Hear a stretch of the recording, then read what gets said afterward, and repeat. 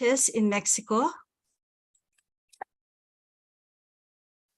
Magandang umaga, buenos dias, or good afternoon to all our participants. I am your host, Ms. Evelyn S. Xavier Jr., Cultural Officer of the Philippine Embassy. This webinar is being recorded. Please remain muted during the video presentation, which will take more or less 2 hours. Our guests will be given an opportunity to comment or ask during the open forum. Friends, participants, welcome to the Philippine Embassy in Mexico's Zoom webinar, celebrating the National Indigenous Peoples Month 2023, entitled Katutubo. Before we start, I wish to acknowledge our guests and participants from the different parts of Mexico. We have participants from the Ministry of Foreign Affairs, government representatives from different parts of Mexico, historians, anthropologists. We have participants from USA, Dominican Republic, our Honorary Consul Francisco Cue from Monterrey, Mexico, First Secretary Angel Chan from the Embassy of Guatemala, Dr. Ivan Valdez Bubnov from UNAM. Hello to our Vice Consul Marta of Guadalajara, Mr. Alberto from SRE ASPAC, from all over the Philippines. Hello to our students, teachers from Ilocos region, to Ms. Weng Flaviano Carino, to all those who are not mentioned, but I know you're coming from all different parts of the world. Thank you very much for your participation. We're all excited to learn on what this webinar will teach us today. Now, to give her welcome remarks, I wish to call on the Philippine Ambassador to Mexico, Ambassador Lilibet R. Diapera. A virtual applause, please. From Mexico City, I wish you all a very good evening, good morning, good afternoon, wherever you are. I also welcome you to today's webinar, Celebrating Philippine Indigenous Peoples' Culture and Heritage. We have this webinar being live streamed in YouTube, so maybe the reason why we cannot see numbers here in Zoom is because they are watching from YouTube. In any case, I always look forward to this month when we celebrate the lives of our indigenous communities, because every time I meet members of other groups, I learn something new. And it makes me want to explore the different definitions of what it means to be a Filipino from their points of view. Based on the data from the United Nations Development Program, the Philippines has an estimated 14 to 17 million indigenous peoples, belonging to 110 ethno-linguistic groups. So you can imagine the variety of cultures that we have. And they are mainly concentrated in northern Luzon, 30% from Cordillera Administrative Region, and Mindanao, which covers 61%, with some groups in the Visayas area. And I'm from Manila, and sometimes we have, when I was growing up, we have this misconception that, you know, IP is, I'm sorry to admit it, IP is someone who is different.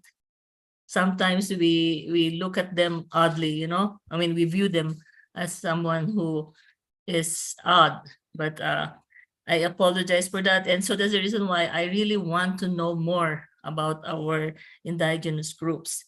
In recognition of this diversity and pursuant to Presidential Proclamation number 1906, which declared the month of October of every year as National Indigenous Peoples Month and mandates the recognition and protection of the rights of indigenous cultural communities within the framework of national unity and development. So the Philippine government really wants us to have the IPs become part of the national fabric, no? And so that is the reason why our embassy now is conducting this webinar, hoping that we will be able to recognize the efforts of the IPs in safeguarding the Philippine cultural heritage. I hope that we will learn something about this from them, from the 5 speakers that we will have this morning, this evening, and to also raise awareness on the protection of the rights and welfare of IPs. We also want to introduce and promote the arts and culture of the indigenous communities. That's why you will see that Datu Arayan is wearing a headdress, no? Mr. Dagok. So maybe later when he talks about when it is his part to talk about that's the subject that he will be discussing, we will really know his headdress or something like that. And this Katutubo webinar would not have been realized without the support of Dr. Edwin Antonio. Thank you very much po. He's the founder of Katutubo Exchange Philippines, and I've worked with him when I was the Consul General in Macau, and recently he joined us in Mexico City and help us also teach our kababayan something to do with IP as well, no? And I would also like to express my sincerest gratitude to the rest of our speakers today. And I hope that we will have an enjoyable time. Thank you for coming in and welcome. And I hope that for those who are in Facebook or in YouTube, sorry, not in Facebook, but in YouTube, welcome. And I hope that you will also learn something from tonight's webinar. Let us enjoy the webinar and learn more about each other. Mabuhay. Maraming salamat po. Gracias. Thank you very much, Madam Ambassador. Now to introduce our speakers, may I call on Third Secretary and Vice Consul, Marisa R. Winkler. Well, thank you, Ma'am Evelyn. I am honored to introduce to all of you our speakers. I will start with Dr. Edwin Antonio, but the others, it will be introduced by Dr. Antonio. So Dr. Edwin Antonio is a healthcare worker, educator, and cultural worker.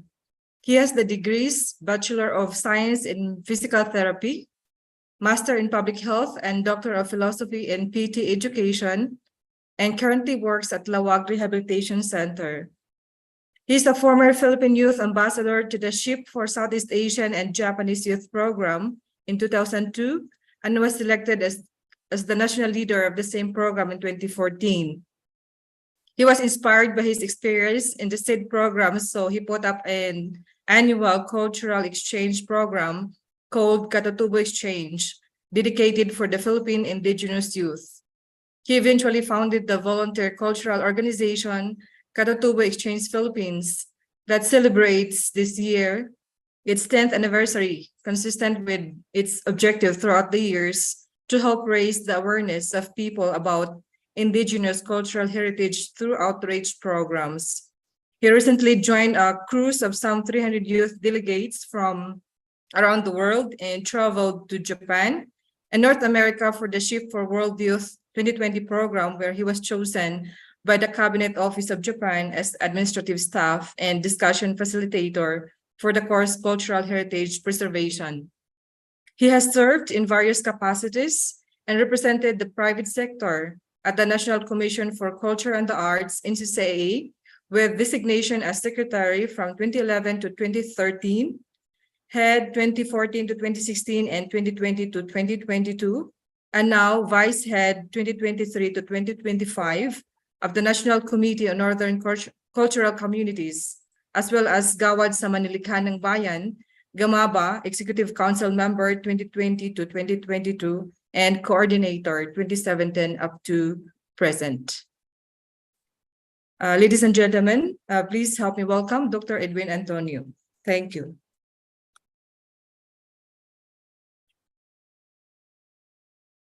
Thank you so much, Third Secretary and Vice Consul Marisa Winkler, for the generous introduction, and Her Excellency Ambassador Lilibet De Pera, Ma'am Marisa Winkler, Ms. Evelyn Xavier Jr., and to all the officials and staff of the Philippine Embassy in Mexico, to all our guests tonight, and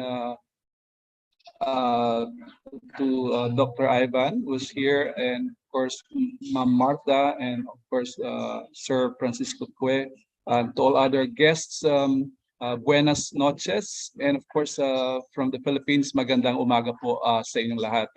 It's so nice to be with you all here in the live webinar for this Katutubo. And of course, Sir Jorge Bayona, magandang umaga po sa inyong lahat. And of course, to all our viewers and of course participants in this webinar, this is entitled Katutubo, a webinar on Indigenous people's culture. Actually, Katutubo is the Filipino term for Indigenous peoples. And of course, we're celebrating this month, the National Indigenous Peoples Month, according to Presidential Proclamation number 1906, series of 2009. And of course, I'm so delighted because I'm with you again today through the Philippine Embassy. Actually, I was there in Mexico last May during the celebration of the National Heritage Month, where I delivered a lecture on national heritage. So today we will be we will be joined by some other members of Katutubo Exchange Philippines in the person of Mr. Antonio Dagok Jr. from Bukidnon, a Menuco community member, and of course Miss Annabel Flores from the Bukalot community of Nueva Vizcaya, and of course Mr. Jason Dala from the Blan community of Sarangani in Mindanao. I don't know if Miss Joy Rosalie Maano can join us because she's busy, with the election. She will be serving as an election officer during the barangay elections here in the Philippines in this coming October 30. So I'd like to share to you my PowerPoint.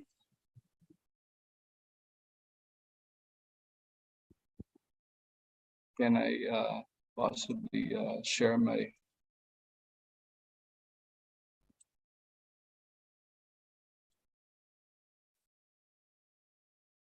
Okay. May I ask the administrator, please enable my screen sharing, please. Thank you.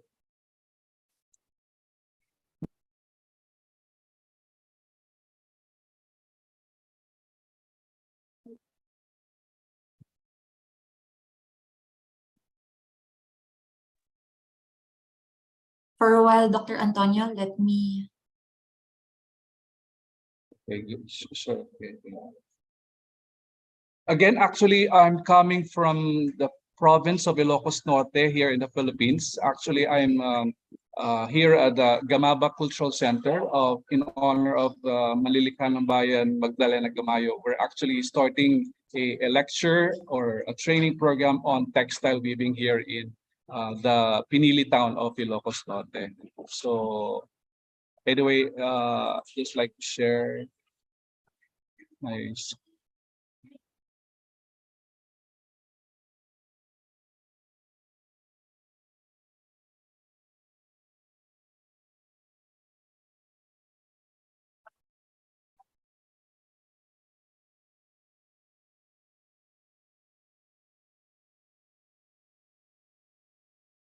Is it okay for you, Doctor, to send us your presentation so that I can share it from here? Because I cannot seem to enable screen share for other participants. Think it will take time to be emailing the file.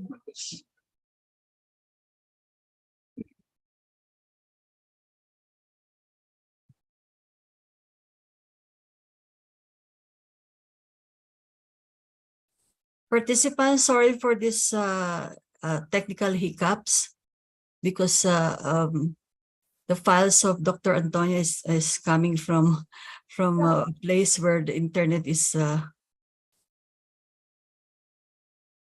made a little his connection is not that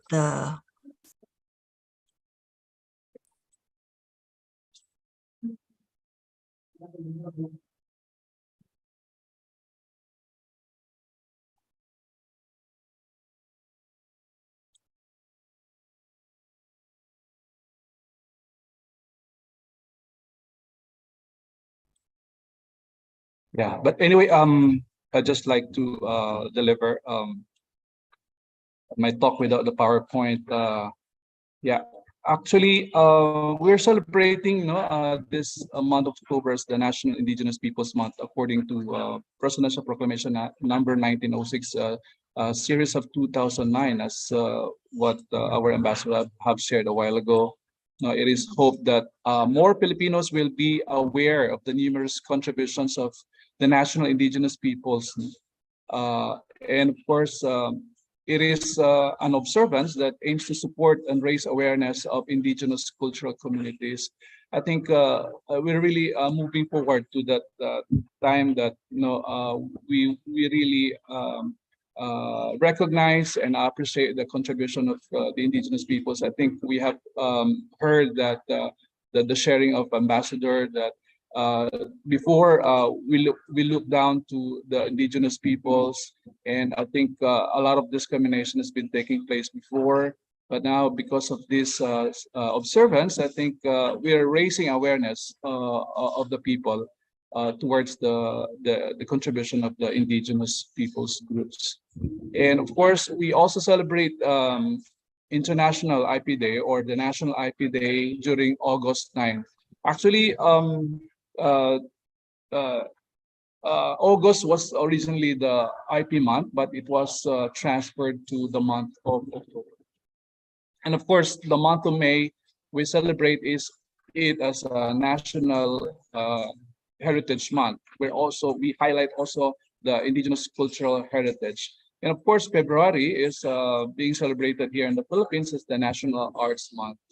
And we would like to also take note, that the United Nations has declared the 2022 to 2032 as the International Decade of Indigenous Language. And of course, February 21 is, we observe that as International Mother Language Day. I think we celebrate all these observances in the Philippines, and we create, and of course we organize events and activities in particular to these observances. And I'd like to quote our statesman, our former Foreign Affairs Secretary, Carlos P. Romulo. He has said that let us teach our people again to be proud that they are Filipinos. Let us teach them to realize anew that being a Filipino means having as rich and noble a heritage of language, culture, patriotism, and heroic deeds as any nation on earth. Let us teach a steadfast faith in divine providence, a stable family institution, the unhampered enjoyment of civil liberties, the advantages of constitutional government, the potentials of a rich and spacious land.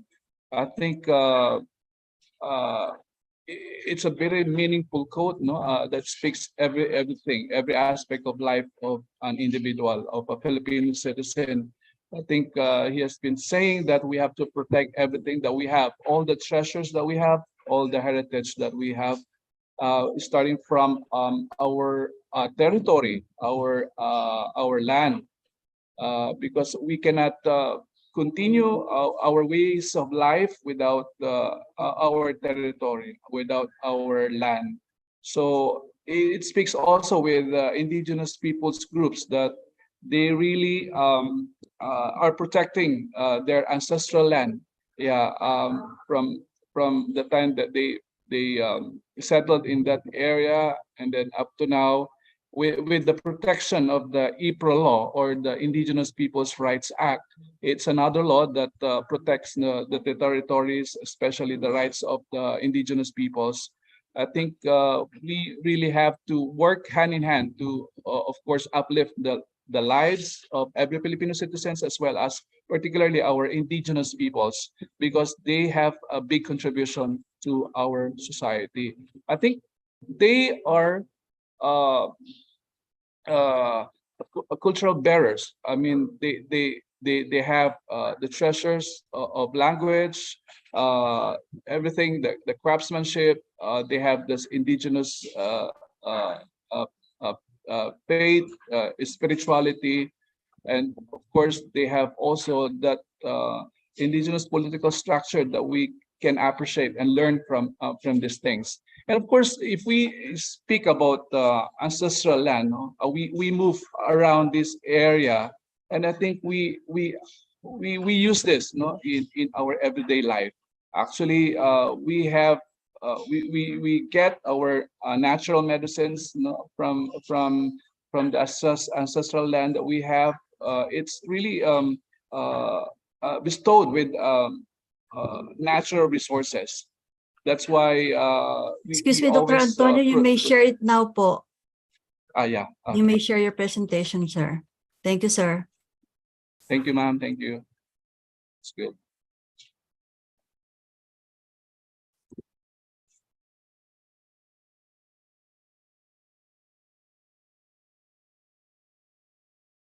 Okay.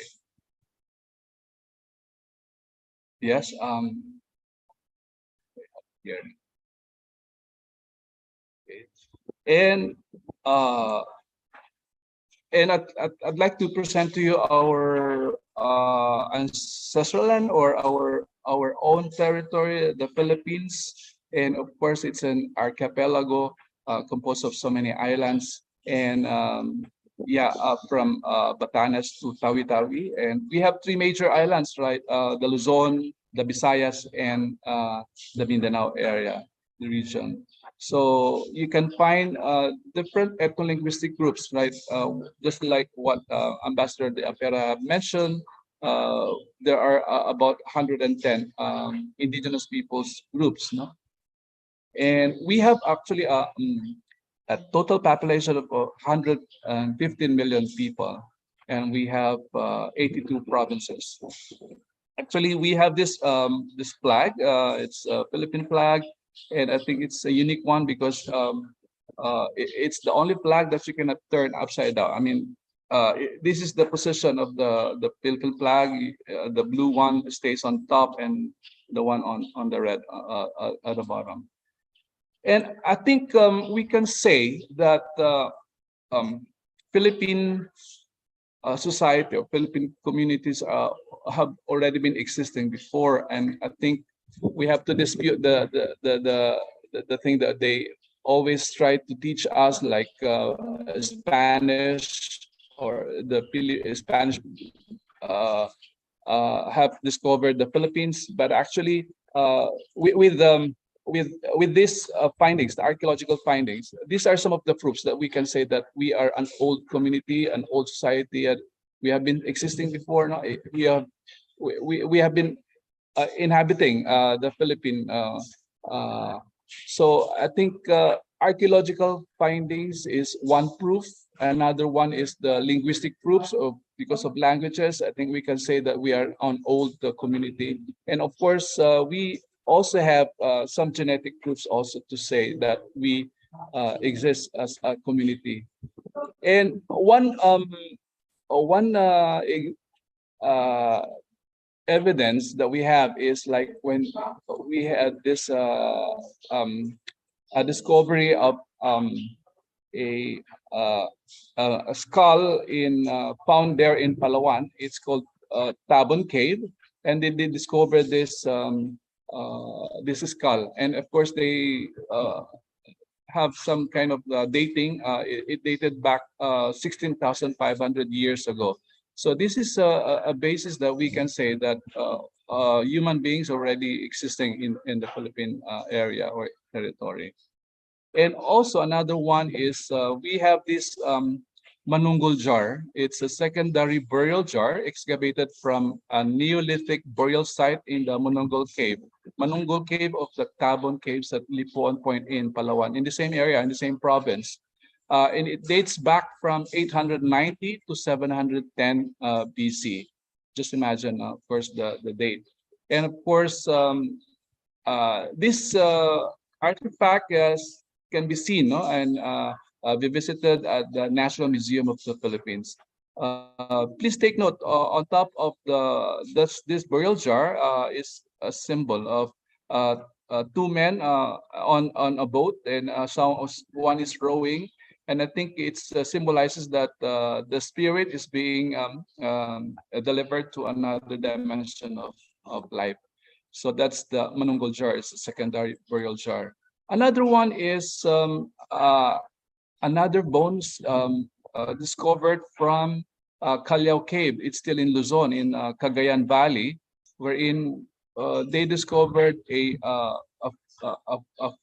bone foot, a bone of a foot. No? It's a metatarsal bone. They call it Callao Man. No? It's coming from the Callao Cave. So they performed uranium series dating. No? It's 67,000 years old. Take note of that. That 67,000 years, and of course they keep on continuing doing the research, and of course on this on maybe another area. It's still in Luzon, but close to Cagayan Valley province or Cagayan Valley region. It's in Sierra Madre Mountains. I think the French research agency has discovered some bones of rhinoceros. No? And besides this, on the sides of these bones are tools. So this is presumed to be 700,000 years ago.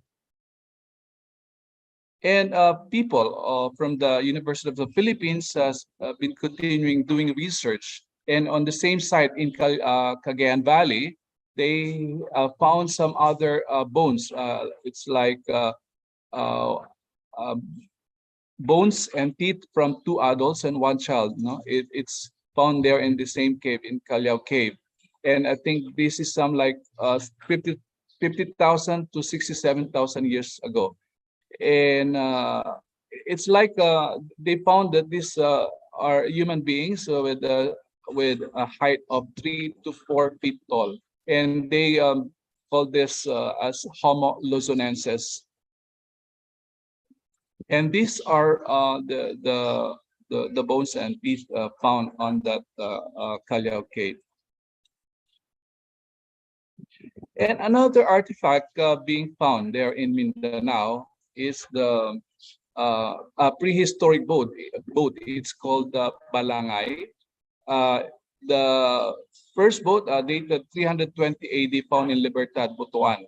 The boat is an edge peg plank type of boat.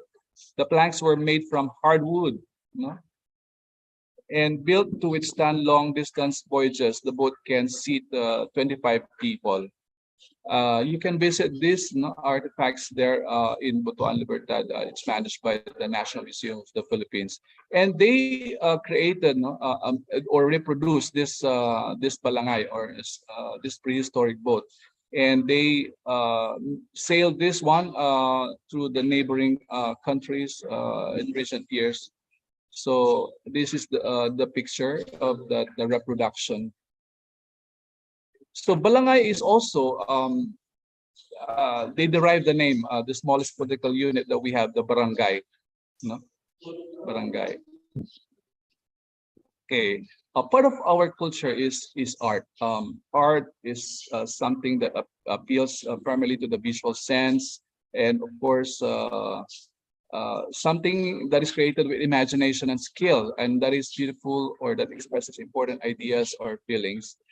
From our group, actually, uh, we advocate, no, for the promotion of the traditional arts because sometimes we ignore, and of course we don't pay attention to the traditional arts this time. uh, we are focused more on contemporary art.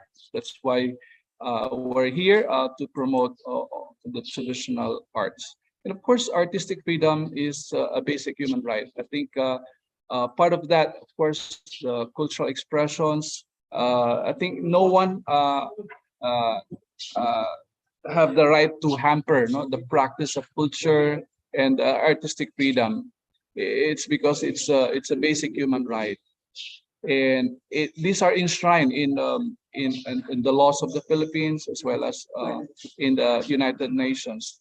And the right to freedom of artistic expression and creation. This was mentioned in international covenants.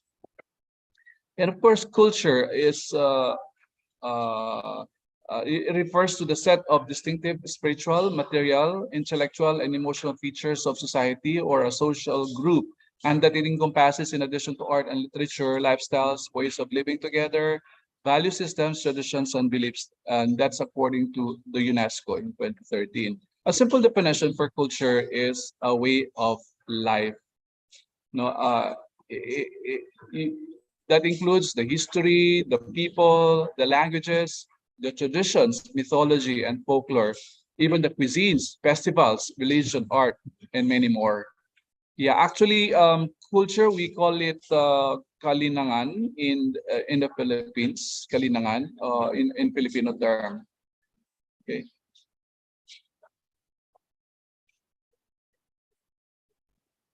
And of course, we have this heritage.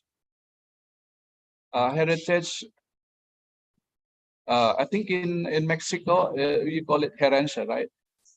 Heritage is the property or that is or may be inherited.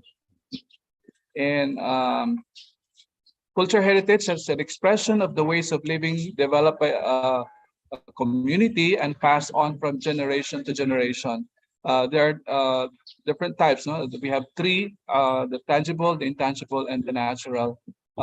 Actually, we have so much of the tangible, of course, the built structures, the churches, the mosque or the masjids, and of course, we have a lot also of intangible that I think if we don't practice anymore, it will vanish actually. So I think we have this group of the Tutup Exchange Philippines which advocate, no, for the promotion of the intangible cultural heritage. And of course, natural heritage. Of course, in the Philippines, we have so much of this.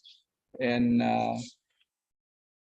we have to have, the effort, the initiative to conserve the IP culture, indigenous people's culture.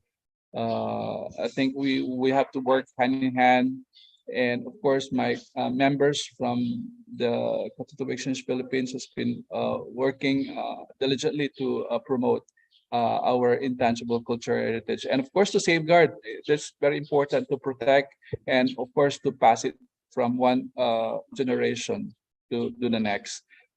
This is the something like it's a pressing issue that if we do not take care of our intangible cultural heritage, who would do that?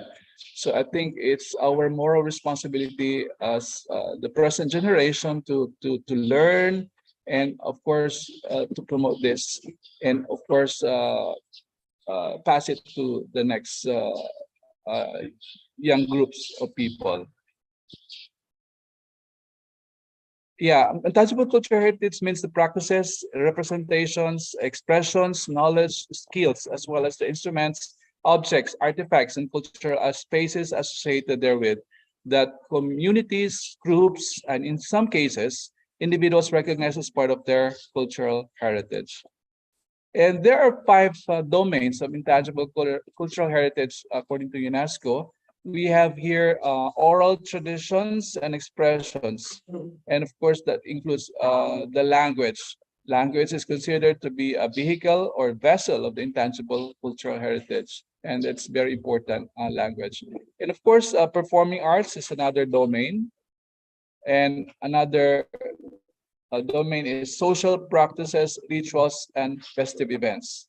And of course, knowledge and practices concerning nature and the universe. And then we have traditional craftsmanship. Those are the five domains of intangible cultural heritage. I think my co-resource speakers will be dealing on the different domains, no? Because uh, I think we will listen to them as they deliver their presentation. Okay, indigenous peoples are distinct social and cultural groups that share collective ancestral ties to the lands and natural resources where they live, occupy, or from which they have been displaced. The land and natural resources on which they depend are inextricably linked to their identities, cultures, livelihoods, as well as their physical and spiritual well-being. That's according to World Bank. Um, in the Philippines, we have this term katutubo. It's a Filipino term for indigenous peoples, and of course, we have also lumad. No, it's a Visayan term being used in the southern Philippines. This is the term lumad, and of course, igorot is another term used for the Cordillerans. It's a collective term, not a specific tribe, not a specific uh, ethno-linguistic group, but it's a collective term, Igorot. And we also have here in the Philippines the Moro group, the Muslims of Mindanao, Moro. And in the 90 countries, this 370 to 500 million are spread. That's 5% of global population. And of course, Ambassador De Pera has mentioned that we have 14 to 17 million in the Philippines. And a greater concentration of the indigenous peoples are found in the Mindanao region, in the Mindanao Island. And next is the Luzon, and last will be the Visayas Island. We have 110 indigenous peoples groups. That's according to National Commission for Indigenous Peoples. And according to the National Language Commission or the Commission on Wikang Filipino, there are about 130 or 135 ethno-linguistic groups that includes also the mainstream communities. And of course, we have a total of 186 languages, 4 of which are already extinct. And we can say that we are number 12 in the world with the most number of languages. That's according to ethnologue.com. And we have these other celebrations of indigenous peoples. We have Cultural Communities Week during the second week, I should say, second week of July.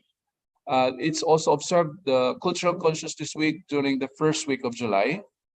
And of course, I have mentioned already, August 9 is the International Day of the World's Indigenous Peoples, as well as Philippine Indigenous Peoples Day. And October is the National IP Day, IP month, I should say. And here are, we have to have a rundown of the cultural communities in Luzon Island. Here are those from Region 1, Ilocano, Bolinao, Pangasinense. I think we have so much of this. I think let's just do in passing. We have also cultural communities of Visayas Island, and we also have cultural communities of Mindanao Island. There you have it. Okay, but I'm just going to present to you on pictures. We have here on my slide pictures of the Negrito family. They are the Aita. Aitas can be found in Luzon, in central Luzon, particularly in in Bataan, Zambales, Tarlac, and Pampanga. And Ati are the people found in the Visayas region. This is the term called for the Negrito family, Ati, in the Visayas region. And of course, Agta, we have also Dumagat and Batak. Batak are the ones on the picture. This is the chieftain on the middle picture, and this is the uh, a Batak woman. And of course, Mamanwa. We also have Mamanwa who are from Surigao. And now we have the Mangyan people of Mindoro. On the picture, we have actually there are around 7 to 8 subgroups of the Mangyan people, and one on the picture with me are the wearing the loincloth, or these are from the bark of a tree, bark cloth. These are the Alangan people. And the two ladies in the middle picture are called the Buhid group. And Hanunoo are the ones on the lower photo with wearing the white. And this one with the headdress and grass skirt are people Mangyan Sibugay of Romblon. And we also have, of course, the IPs of Cordillera, or Katutubo of Cordillera region. We have here the Ibaloy, the Bontok, and the Kankanay, and the Yapayao. And on this picture are the Kalinga people. And take note of the lady in the middle picture. He is Miss Nati, who worked for the National Commission on Indigenous Peoples. She retired already. But take note, she's wearing a full sleeve tattoo. First, for Kalinga, they believe that wearing a tattoo it symbolizes a beauty among women. And take note from the shoulder down to the hand or the fingers of the hand. And I think if you're familiar, or if you know, Wang Ud is a tattoo artist who hails from the same community, Kalinga. And the people from Kalinga also wear the bahag, or the loincloth, and they perform musical instruments, just like the nose flute and the gongs, or gangsa. We have other IP communities from the Cordilleras. We have the Ifugao. We have also Kalinga. Yeah, I mentioned. And of course, Bugalot. Bugalot are from the region too.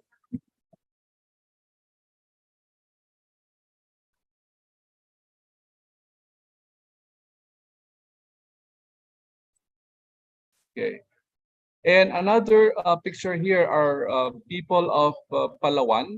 The one wearing the black blouses are from Tagbanwa community of Palawan, and the one on the side on the right are the Gatdang of Region 2, or Mountain Province.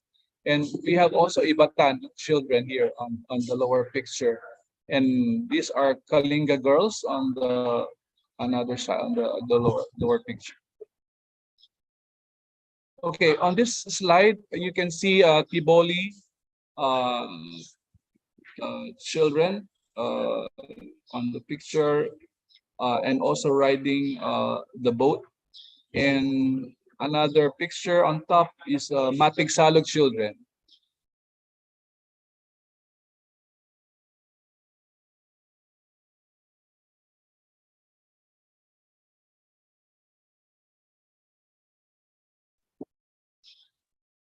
Okay, those are our members also from the Katutubo Exchange Philippines. They are from the Mindanao region.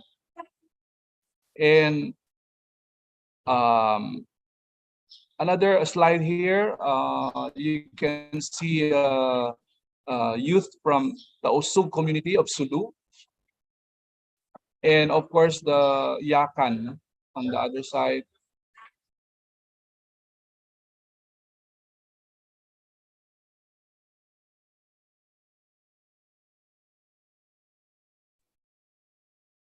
And another picture slide here. I've met several chieftains from different communities, just like Mansaka, Dibabawon, Arumanen, Bagobo, and Mangguangan. Okay. And I think I'll be sharing to you a very important program or award is being given to our protector or guardians of our intangible cultural heritage. These are the Manlilikanong Bayan or the National Living Treasures. Gawad sa Manlilikanong Bayan or the National Living Treasures, no, are the individual persons, artisans who excel, no, in their craft. They are willing to share and teach also their craft to the young generation.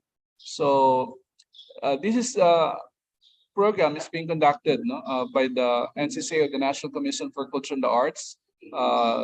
They are in charge for the search of the finest traditional artists of the land, adopts a program that will ensure the transfer of their skills to others, and undertakes measures to promote a genuine appreciation of and instill pride among our people and the genius of the Manlilikanong Bayan.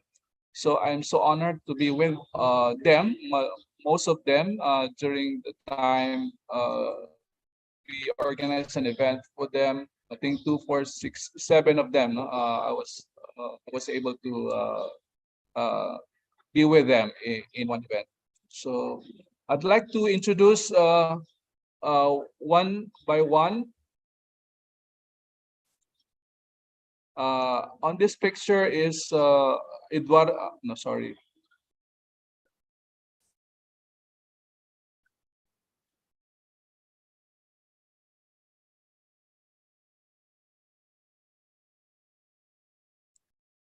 Okay, we have Ginaw Bilog from the Hanunoong Mangyan of Mindoro. He is a poet. He writes his poem on a bamboo tube. And next one is Masino Intaray, a Palawan from Brooks Point, Palawan. He is a musician and storyteller. And next one is Samuan Sulaiman, a musician from Maguindanao province. And next one is Lang Dulay, a Tiboli from South Cotabato, Lake Cebu. He is a textile weaver or the tinalak weaver or tinalak fabric. We have also Salinta Monon, Tagabawa Bagobo, a textile weaver from Davao del Sur. And we have also Alonso Saclag, a performer from Kalinga, Lubuagan. We have also Federico Caballero, epic chanter from Sulud Bukidnon community of Iloilo.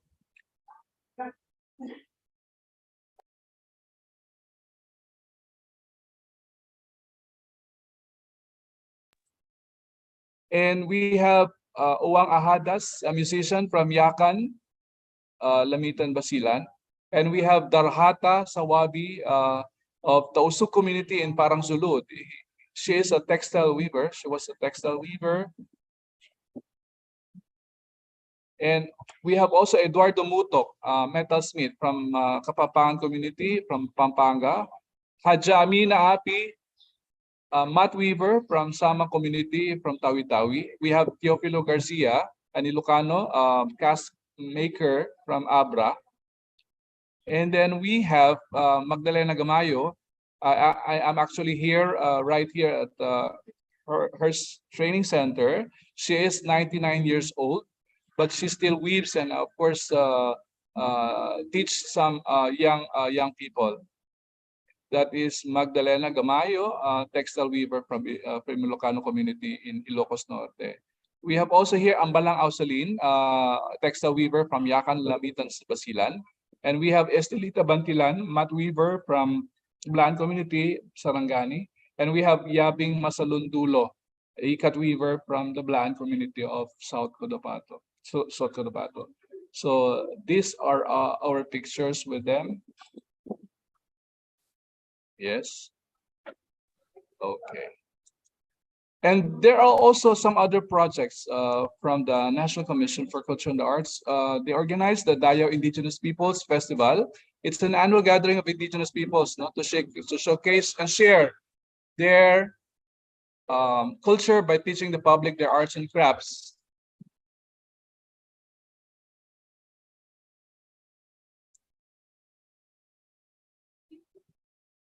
It's a gathering of indigenous peoples every October. Okay. We also have this Dayo TV program. You can avail that online.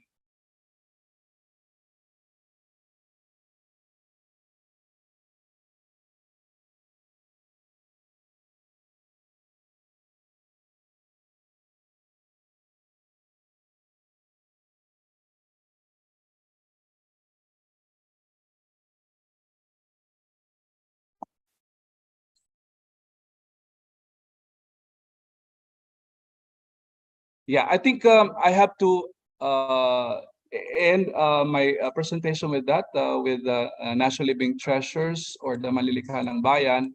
I have to give way now for my co-resource persons or co-speakers. At this point, I would like to introduce to you a public school teacher. He is a leader of his own community, Menubo community of Bukidnon. He is the youngest, no? I think Babaylan, no? And of course, he is the youngest Datu.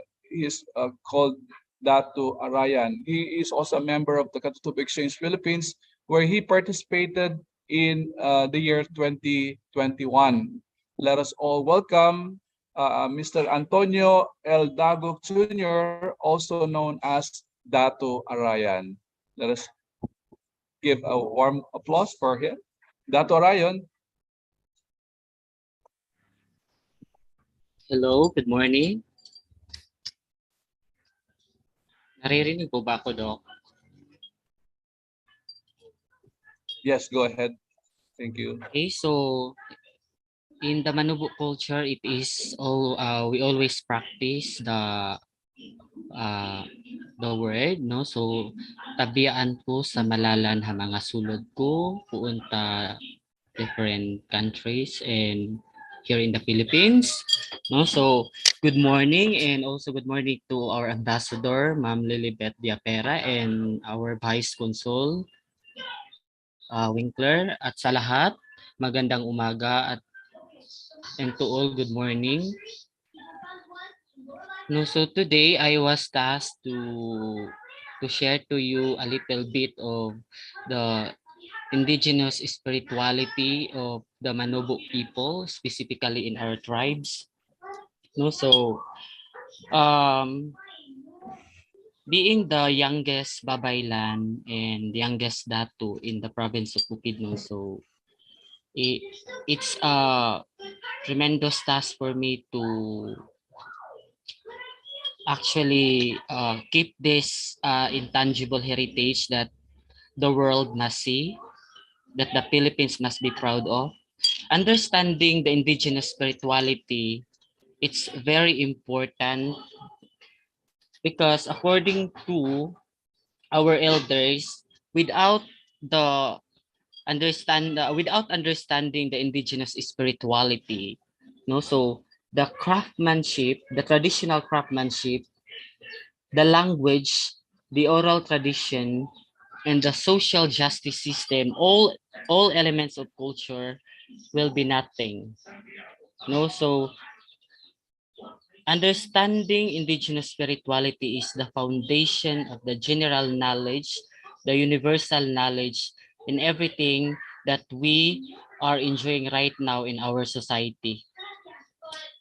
From understanding the scientific explanation of the weather, the movements of the stars, the rising of the sea, the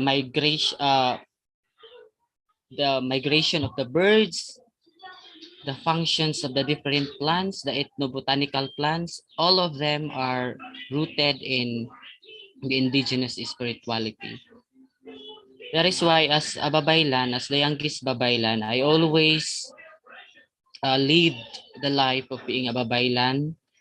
It is not easy for me to to live this life, because in my young age, I should be expected to live the life of the people with my age, living in the city, living everywhere, but being tasked to be the keeper, to be the practitioner of these treasures of the Philippines. It is imperative for me to live the virtue of being a babaylan.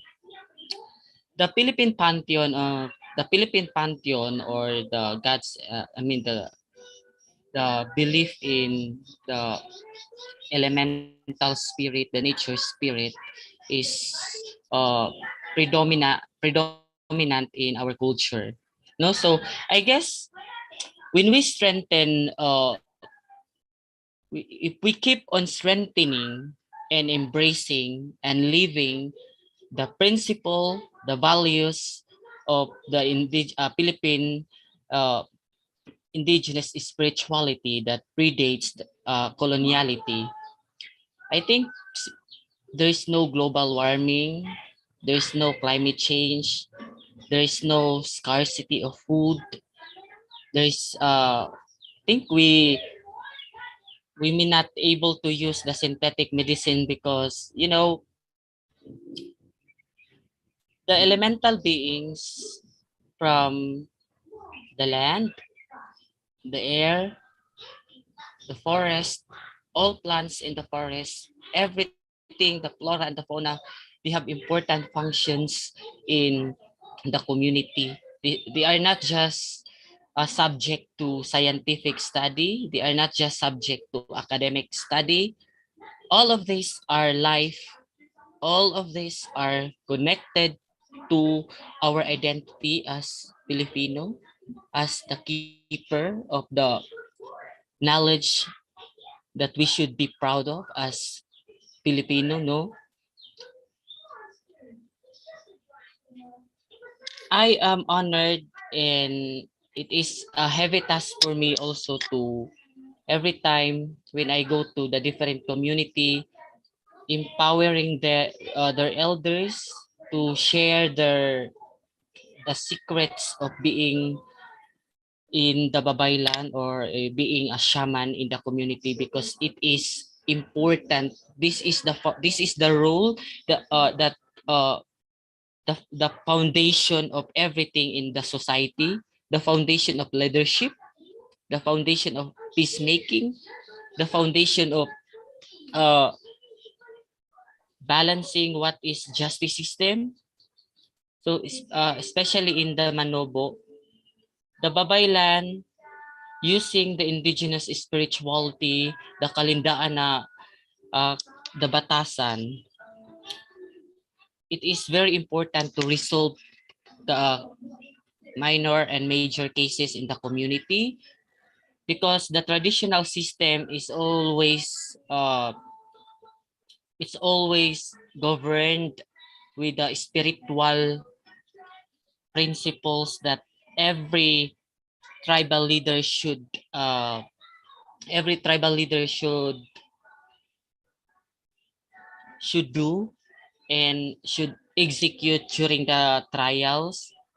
And talking about the craftsmanship, everything that you see in our community, from my sulang-sulang, I am wearing now the sulang-sulang. So this is so sacred.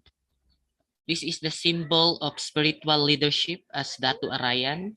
This is the sulang-sulang is the symbol of high ranking babaylan, a high ranking datu, a high ranking bagani. Bagani are the protectors of our ancestral domain, the protector of the people, the protector of the leaders, and the Arayan are the protector of the bad spirits, and they execute spiritual things, and the datu are the protector of the rights of the indigenous people in the community. They execute justice system. So all of these rules in the community are important, no? So even even understanding the diverse uh, rights of women and the gender in the community. It's all rooted in the indigenous spirituality. The spiritual nature of these elemental beings are fluid in nature. So they are not male, they are not female. They are they are everything. So even in the slightest detail of the cultural heritage of the Filipinos, specifically in the Manobo tribe, everything, everyone is important, and everyone has an equal right. Women can lead the community. They can be a datu, and if they served as datu, then their title is bai. So the opposite of the datu is bai. So and the first, we should always remember that women and different gender in our society are given an equal importance in the spiritual context of the no. So considering the spiritual elements of the indigenous people, specifically the Manobo, the first babaylan or the spiritual leader in the community is a woman. That is why I have so much respect with the women, because they are not just bearer of child. They're not just they're not just women. They are of great they are of great importance in the community. So women are symbol of women, and the different gender in the society are symbol of spiritual power, spiritual awareness, and spiritual uh, empowerment in the community. uh, understanding also the indigenous spirituality from the different context of the field of discipline, science, mathematics, uh, everything. It's always in the spiritual. It always rooted in the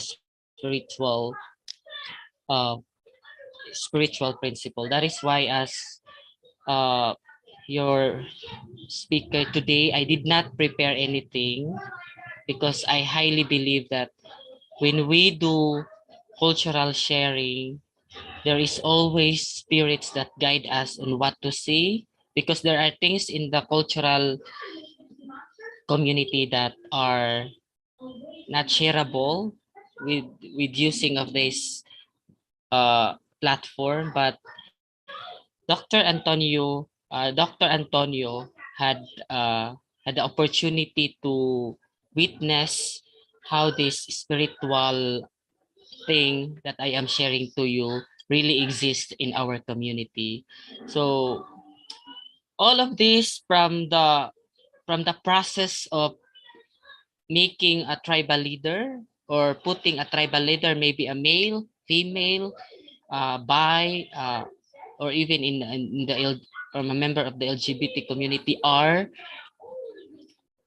conforming to the protocol of Panagulambong. So Dr. Edwin Antonio was able to undergone a sacred spiritual Panagulambong of being a dato. So he was given a name Dato Salimbangon, or I mean, Salimbangon meaning to say a resilient one. No, he is the encourager in our community, in the different community in the Philippines. So that is why we're so grateful.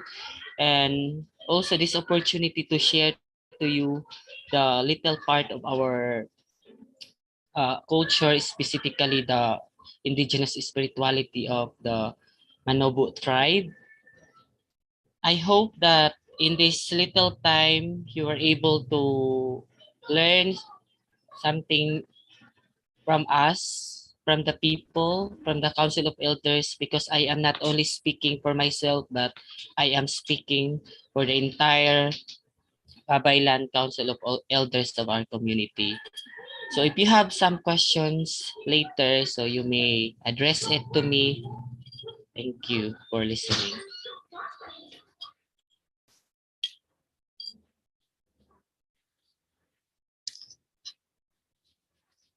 Thank you so much, Dato Ryan or Mr. Antonio Eldago Jr., Babaylan from the Minubo community of Bukidnon province uh, of the Philippines, of course. And now, I have the honor also to present to you another speaker from the same region, Mindanao. He is an IP youth leader. He is also a public school teacher, and of course, a committee member of the National Commission for Culture and the Arts. Let's all welcome Mr. Jason Dala from the Blind community, who will be speaking about traditional craftsmanship. Let's all welcome Mr. Dala.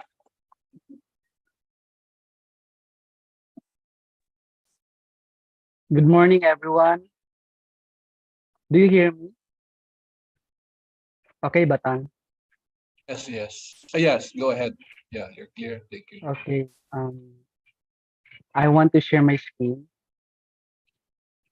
Where is it? Here. Nakikita na, Batang?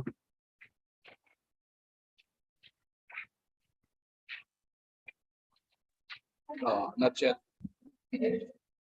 Not yet. Yeah.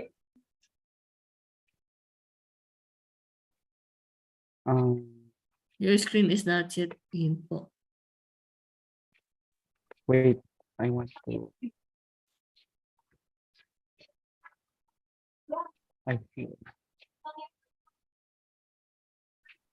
Yan. Yeah, I think Okay na we're po? seeing it. Yeah, I think you have to reduce this size.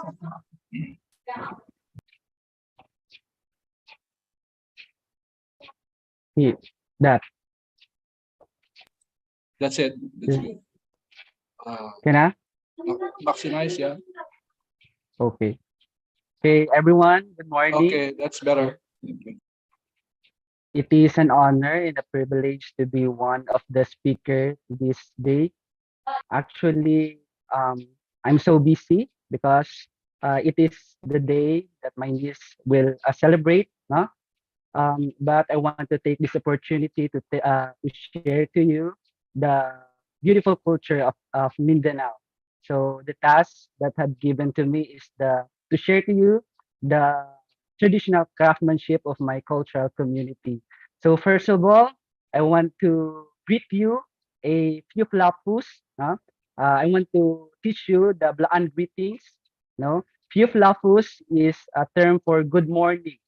Yeah. Can you say it, Euflapus? Okay. And the second one, yeah, Euflapus. And the second one is a feel turo, which means good afternoon. And feel turo, Yes, Turu. feel turo. And the last one is feel kifu, which means good evening. Kita to. Good Feel evening. kifu. Feel kifu. Okay. So the Blaan beautiful, beautiful there at the Embassy of Mexico. And good morning, Euflapus from the Philippines. So that's why. So the Blaan language is very rich in F letters. If you can see, there is many F letter in our language, in the words. So that's all. And it is my honor to present to you my tribe, the Blaan community.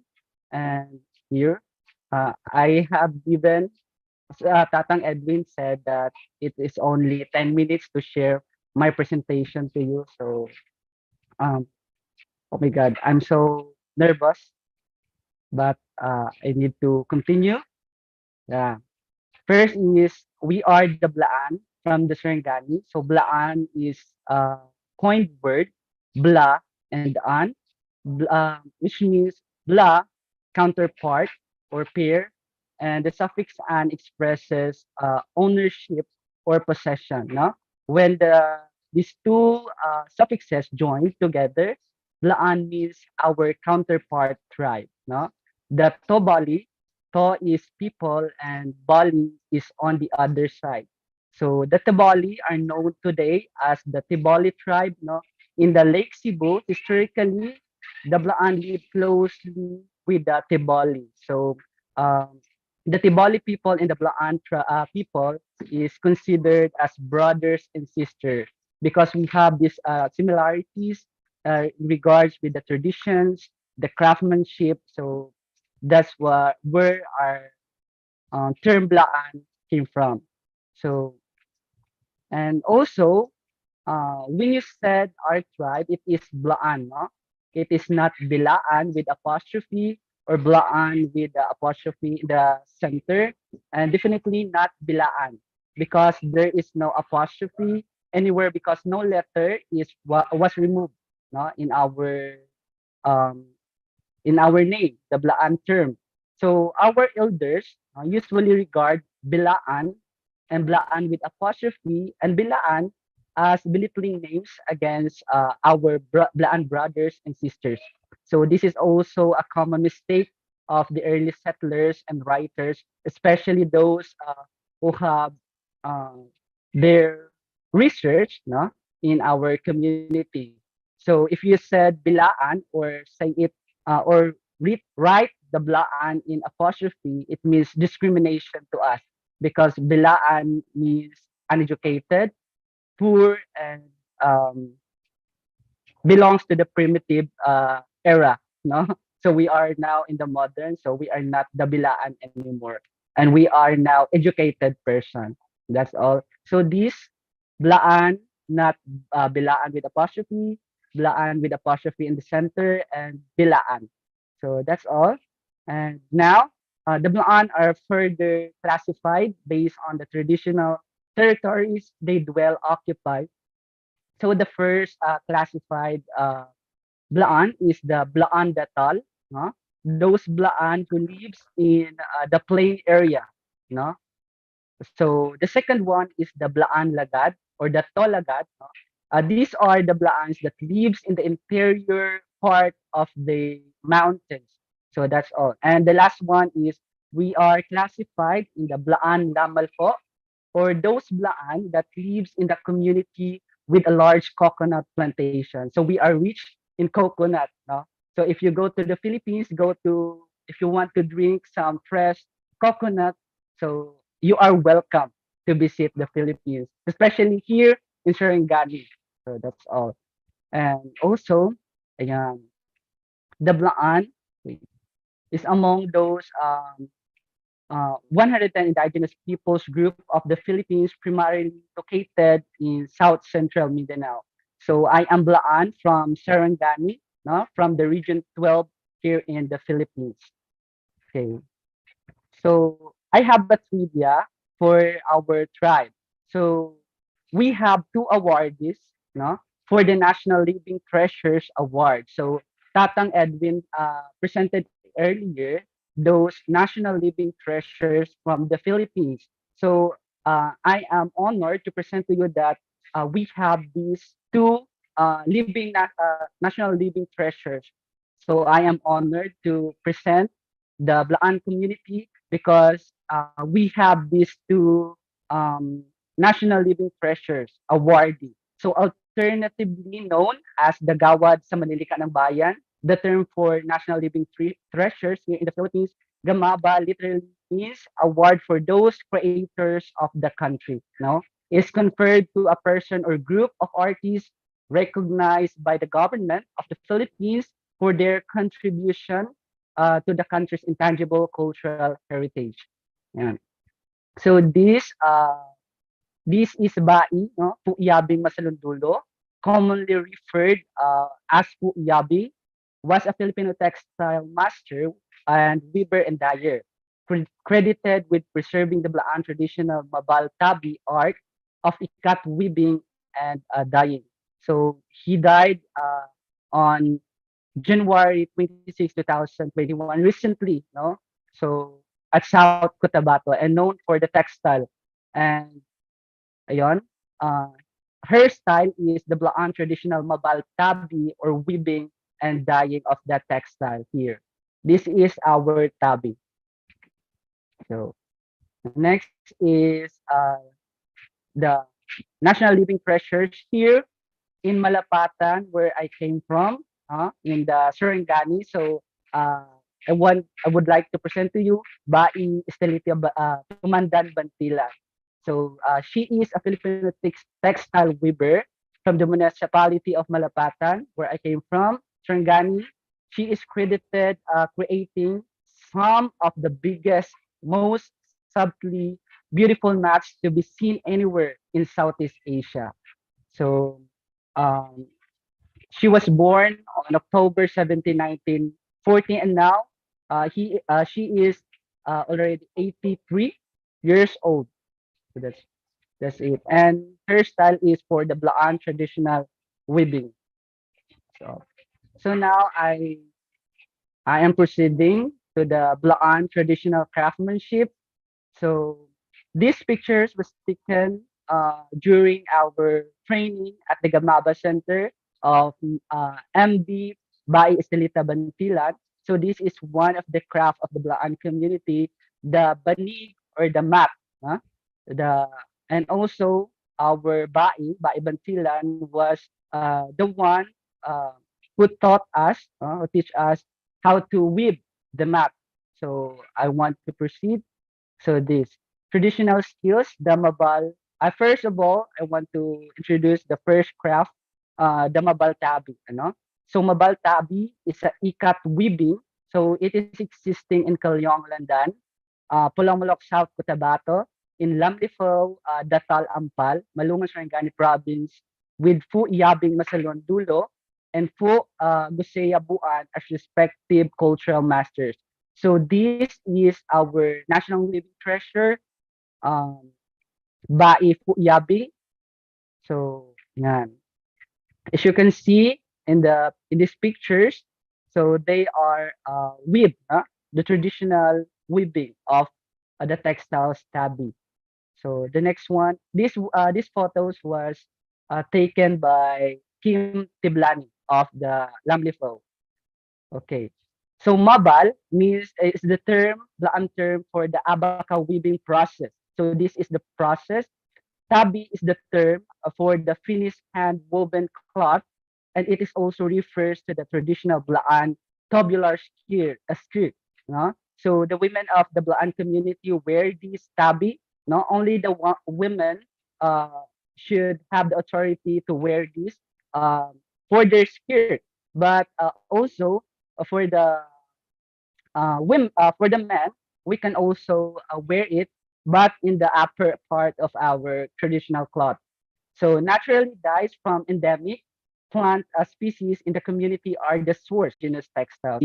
Is came from the plants within this community or in the Gamaba Center or in surroundings, you know. And also, these are the examples of the designs of the tabi, no? Here. So some of the designs is symbolizes or came from the symbol of, for example, the what's called this, the back of the python here, this, and also from the animals like I don't know the term, uh, but in the Filipino, uh, I don't know.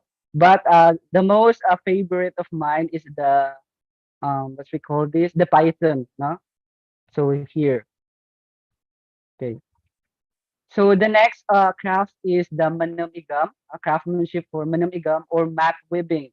So these uh, photos taken during the training at the Gamaba Center. So this is Baibantilan, the national living treasures here in Malapatan, Sangani province. So I am one of those participants and also one of the facilitator during this time. So I'm here. So this is me practicing doing this um, mat weaving. So it is very hard, no, to learn this kind of craft because it is very thin. The what's called this the strand of this mat is very thin. So it almost 1 month to finish just one product or the 18 by 12 size of mat place. So I have an example here, one of my finished product during that training. So here, as you can see, oh my God, do you see it? So this is my product, the finished product during that training, ano, at the Gamaba Center of Baing Estelita Bantilan. So I am proud to share to you my craft. So this is a very little product. As you can see, it is 18 by 12 in size. Okay. Uh, So that's all. And also here, these are the pictures taken during that time. So mat weaving training on August 2023 recently. So Manam Igam, this training is entitled Manam Igam, a training program on mat weaving under the tutelage of National Living Treasure Bai Estelita Bantilan at the Gamabas Cultural Center in Upper Lasang, Malapatan, Sarangani province. So it is an honor to be one of the facilitator to do this program. And thank you for the Katutubi Exchange Philippines, especially to our Tatang Edwin, to make me believe that I can assist, no? That I can lead these youths to have this eagerness to learn the mat weaving because we have this national living treasure in our municipality, but those young people have no interest in doing this craftsmanship of our culture. So I am proud that I lead or I assist these 10 youth from our community. So this our graduation. During our graduation, at the center is Bai Estelita Bantilan. And here, as you can see Tatang Edwin there, the handsome one. Okay. So this another picture, set of pictures. So this one is the last day of our training. So I almost done doing it. So now this is the finished product. Yeah. Okay, next one. Okay, the next craftsmanship is the amsif or embroidery. In our traditional cloths, uh, we seems to have this craftsmanship, no?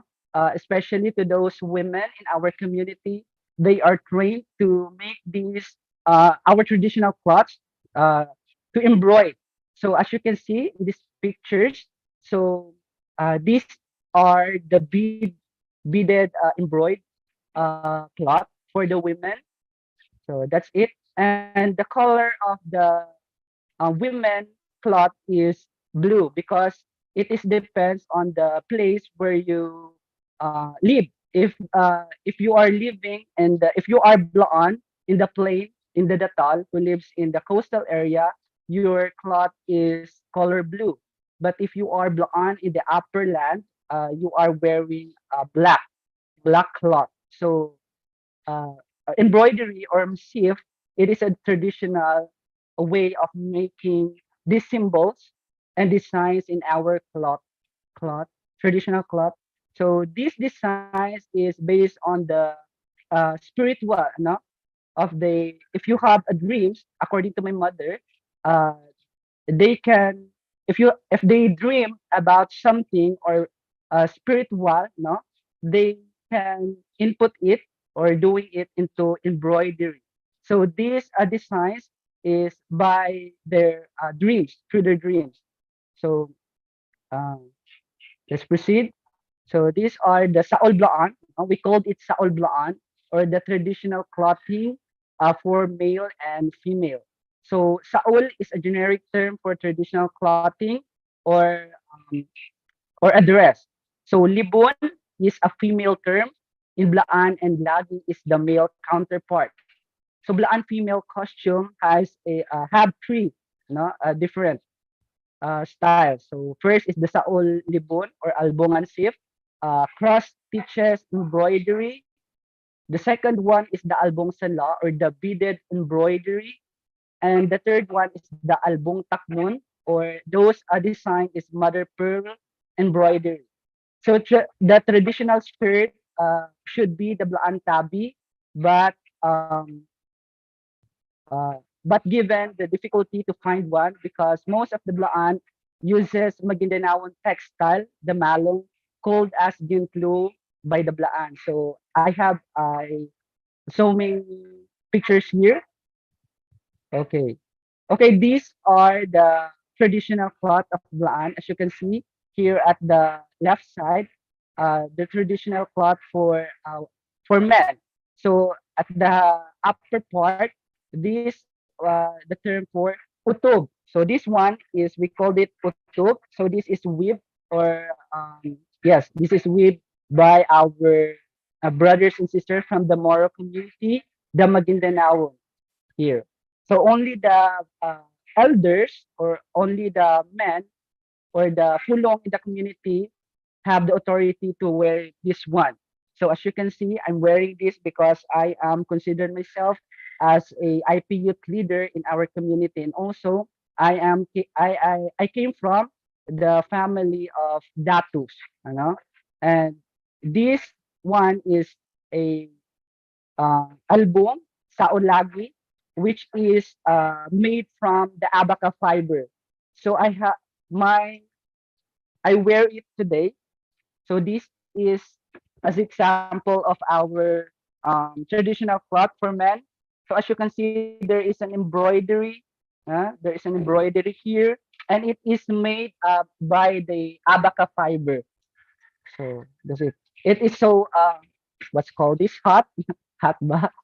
If we wear it because it's so thick.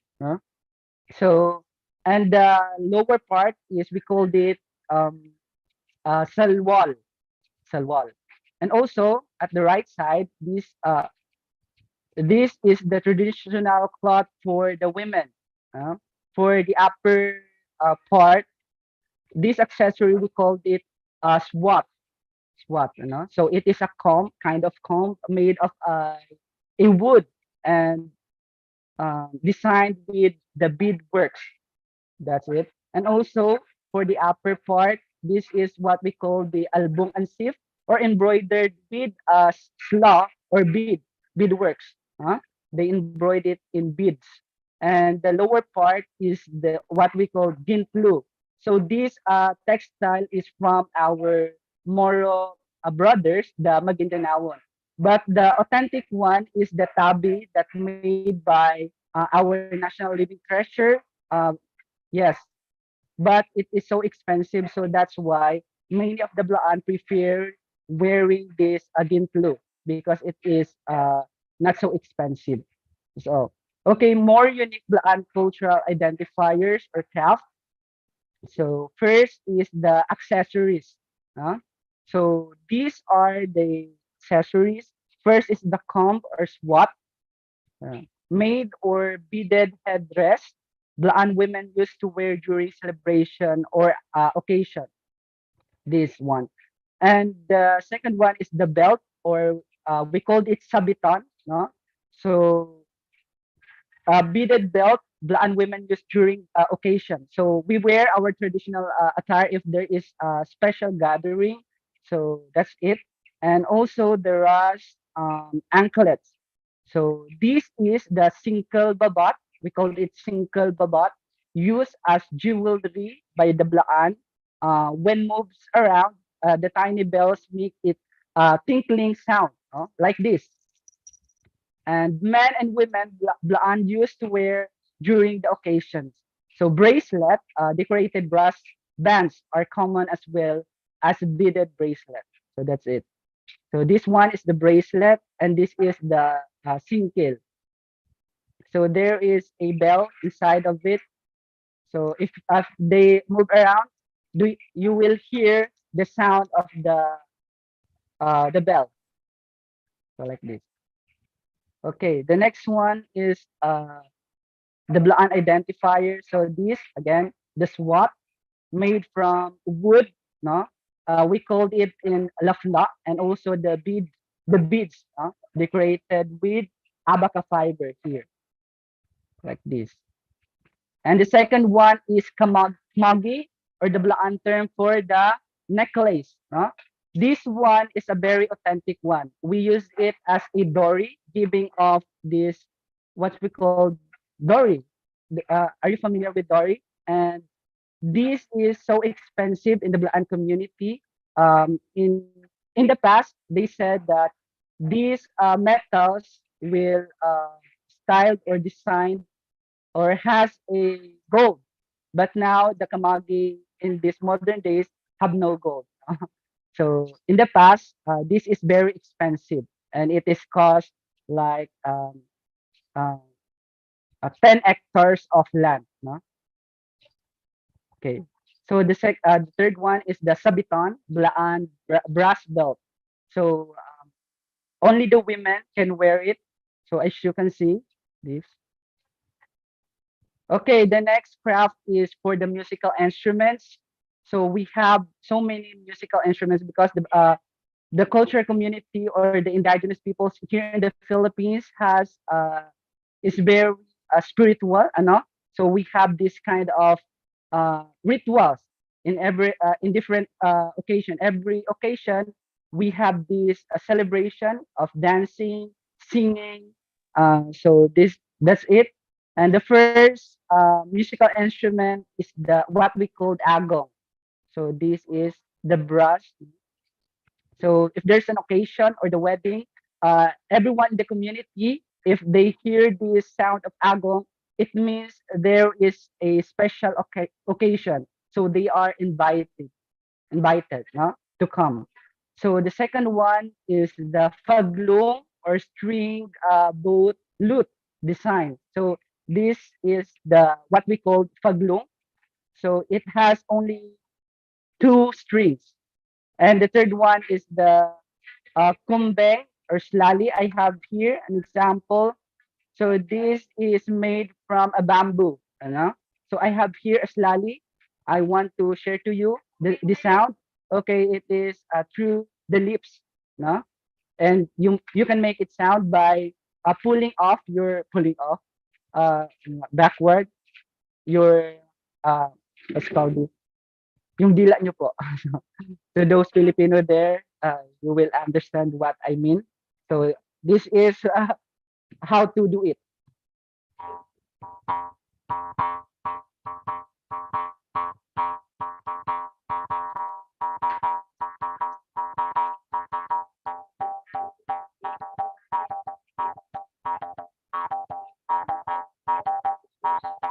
Okay, so that's it. This is what we call kumbeng. In the other part of the side, so they called it luring, luring. So I have here also a slali, no? It is a musical instrument made of bamboo. There are two, four, six holes in it. So if we use it, so you need to cover the holes of this instrument so that you can make a beautiful sound. So I want to share it to you. So can you listen? I am not very what's called this. Hindi ako masyadong uh, so I need to show it to you.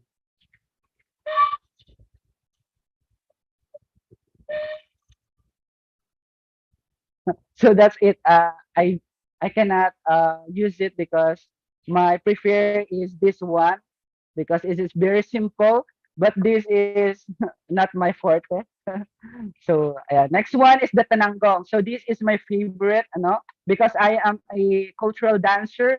So this tananggong is very known in our community. So it is used to play music by beating one left hand and a piece of bamboo stick, and to produce the desired sound for certain special occasions in the community, such as wedding ceremony or the like.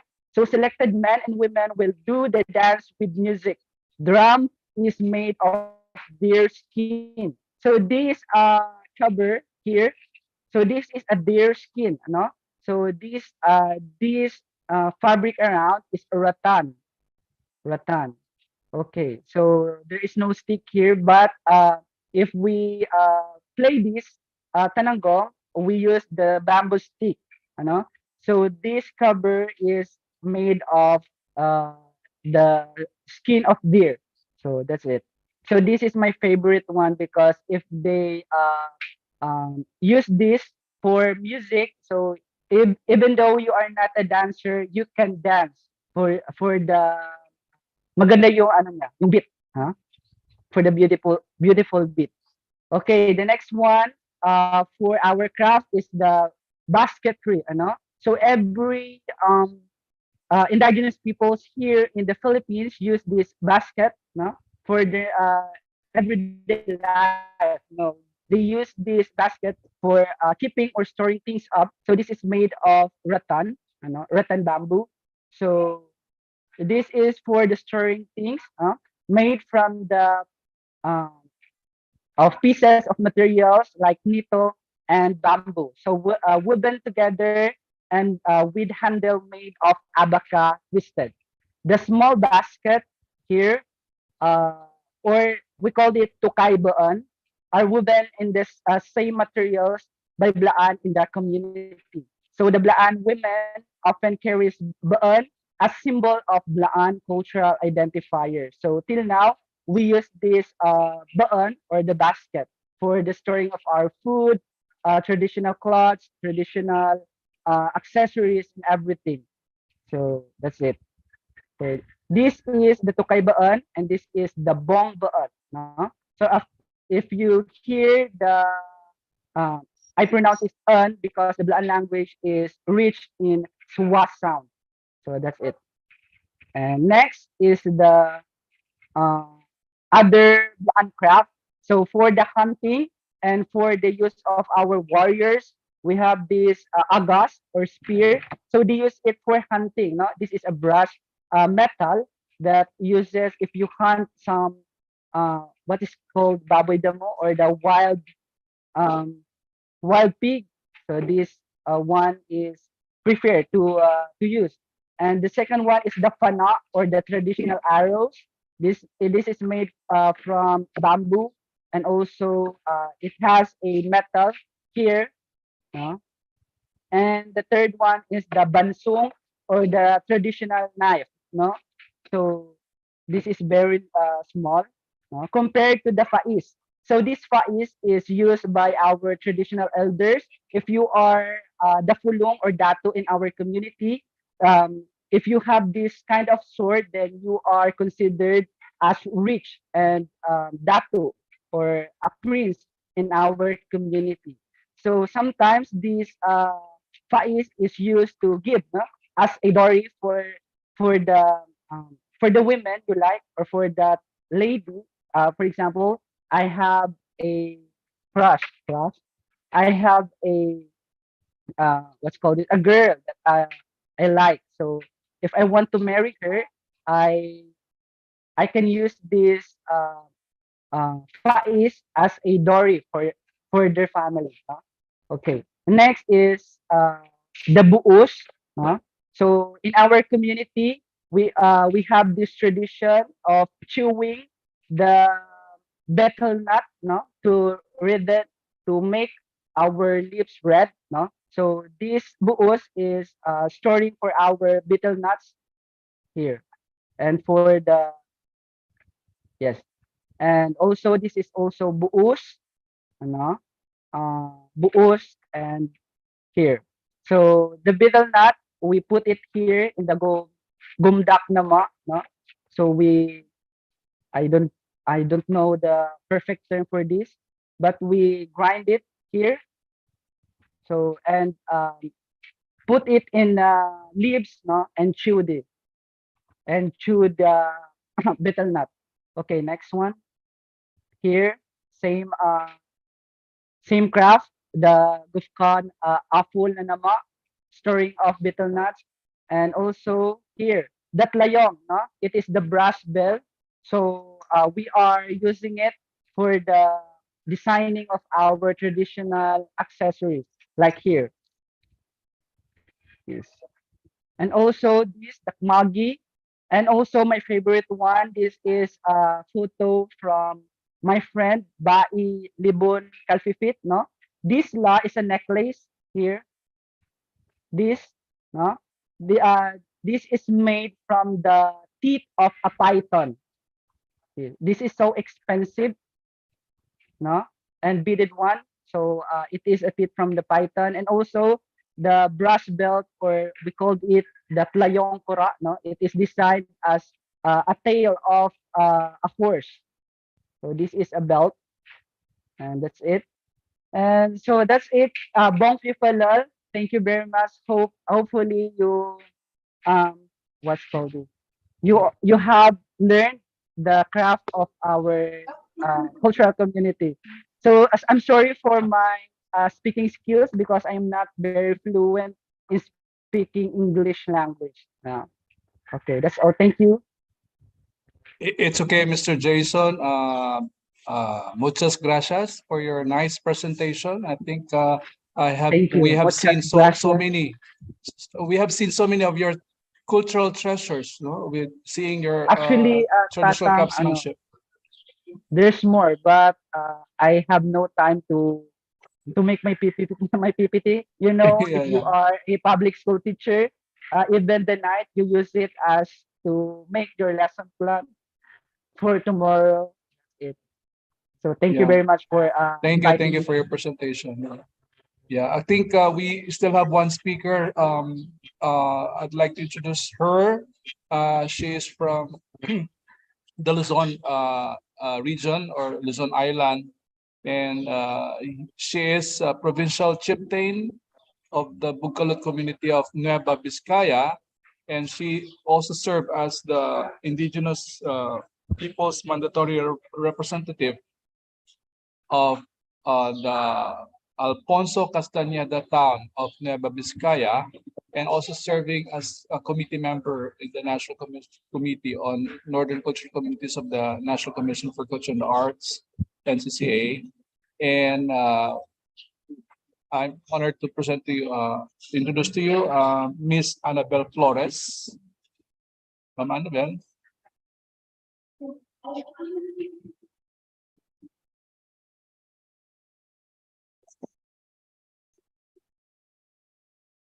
Ma'am Annabel.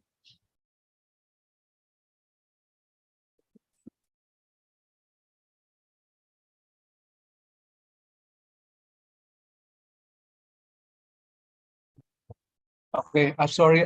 She just had the message. I think they have a brownout power failure. I think they're switching on the generator to join us.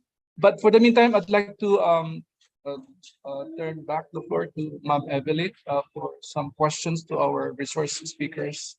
Ma'am Evelyn. Thank you very much, Dr. Antonio, Mr.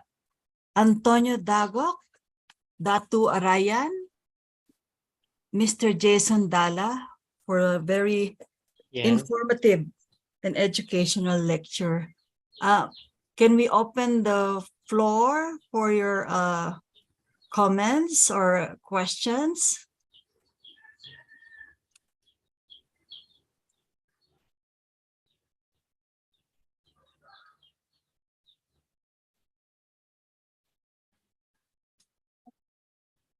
Earlier, we have a question from our dear ambassador.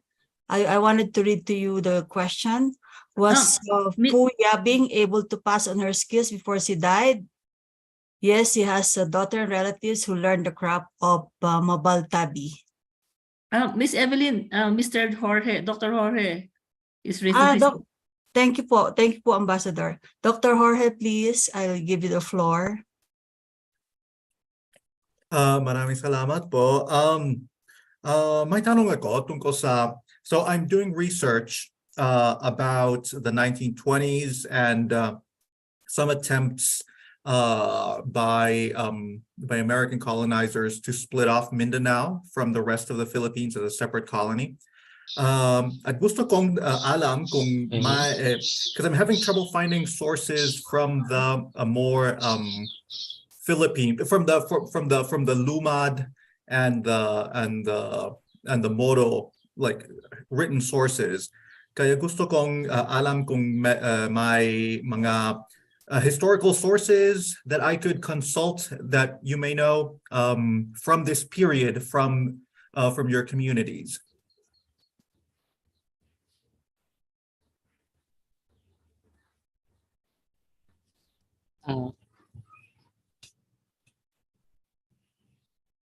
Yes, Mr. Datud Arayan, you may want to respond to the question. Okay, so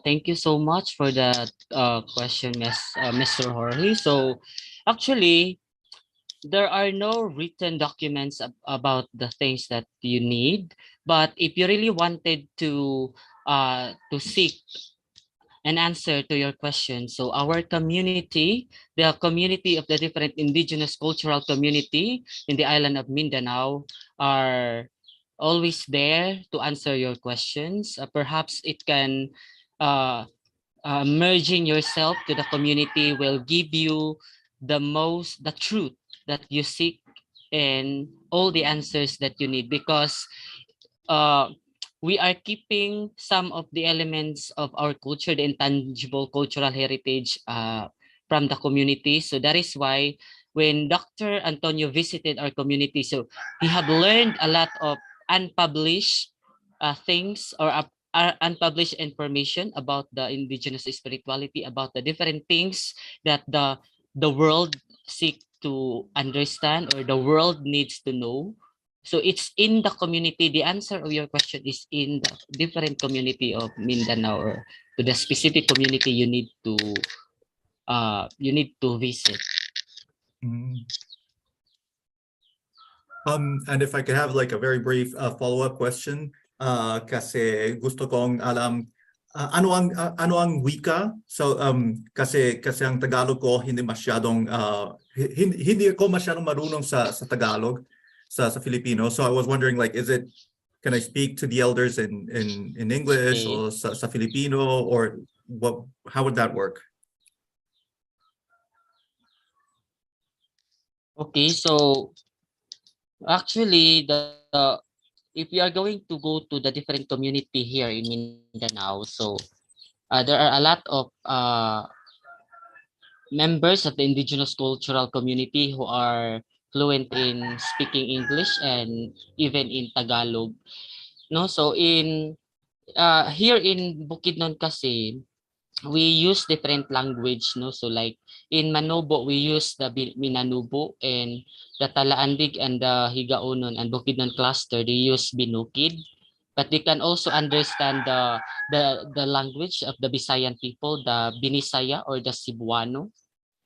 No, so but the Baylan, or we the Babaylan, even the Blaan or the Tiboli and the Marana Magidana, we have common language. We called it the spiritual language, or the Sangan-Sangan. So in the Sangan-Sangan, we can able to communicate without learning the language that the community used to speak. So the Babaylans have their own language, the spiritual language, the Sangan-Sangan. So with regards to your follow-up question, it's both Tagalog and English, or can also have hire a Bisaya speakers. Okay. Thank you very much. Excuse me, Dr. Jorge, I think Mr. Antonio Dago can maybe accompany you if you go and visit the communities. No, he can assist you. Thank you. Salamat. Can I share something? Yeah, it would be an honor to assess you. Maraming salamat po. Okay, can I share something? Yes, Sir Jason. according to my friend from the Luzon, no, they want to make or do some research regarding to the different cultural communities here in Mindanao. And here in the Philippines, we have these rules, no? First, you need to ask for the free prior information consent from the Agency of National Commission for the Indigenous Peoples, the NCIP. Even though for us, we are the cultural bearer, but we need to ask for the permission to do some research in our community. But as for Sir George Bayona, in our community, there is a rule, no? Because we have this negative impression for the previous researchers that they only do the research for their own, and after the research, there is no product or documentation returning back to the community. So our concern here is if there is some researcher going here in our community, they need to first ask for the FPIC from the National Indigenous Peoples, agency, and also if you plan to do some research, you need to find a person or a cultural bearer that that is fluent in both language, in the cultural language and the English language, so that you can get the very what's called this, the result that you need to get. That's it. Okay. But of course, you need to ask for the FPIC from the NCIP. That's it. Maraming salamat. That's very, very useful. Thank you. Gracias, Dr. Jorge. Ma'am Evelyn, I think I have to cut this conversation. I think we have to give way first for the last speaker that we have from the Bugkalot community of Nueva Vizcaya. And she is a provincial chieftain and of course Indigenous Peoples mandatory representative. May we have here Miss Annabel Flores. About a round of applause for her. Ma'am Annabel. Yes, thank you, Sir Edwin. First of all, I would like to greet Her Excellency Ambassador Lilibet de Vera and Consul Miss Marisa Winkler, and to all the viewers, guests, and participants in this webinar. Good morning, Philippines, and good evening, Mexico. I'm Annabel Flores from the Bugkalot tribe of Nueva Vizcaya. And today I'm sharing to you about our justice system of the Bugkalots. So we have our indigenous political structure, and we have our leadership, which we call the overall chieftain, comprises the 4 provinces of Nueva Vizcaya, Quirino, Aurora, and part of Nueva Ecija. We call him the overall chieftain, and he's Rosario Kama from Nagtipunan, Quirino. So our justice system, as the Bugkalot people, we have our own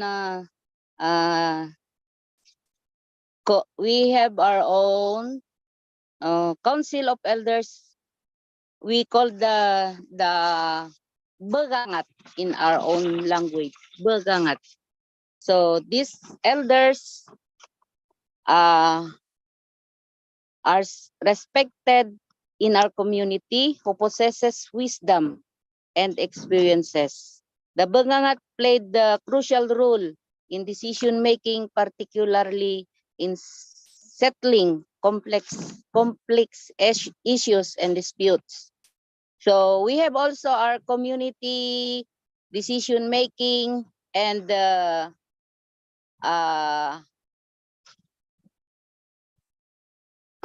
here in the community decision making, it's all of us.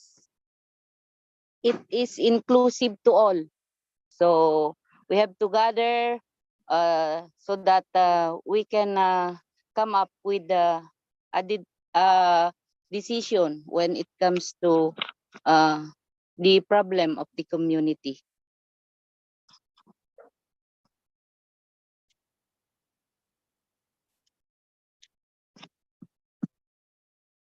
Sorry Sir Edwin for interruptions. Medyo mahina po ang signal dito sa kinaroroonan ko. Sorry po talaga.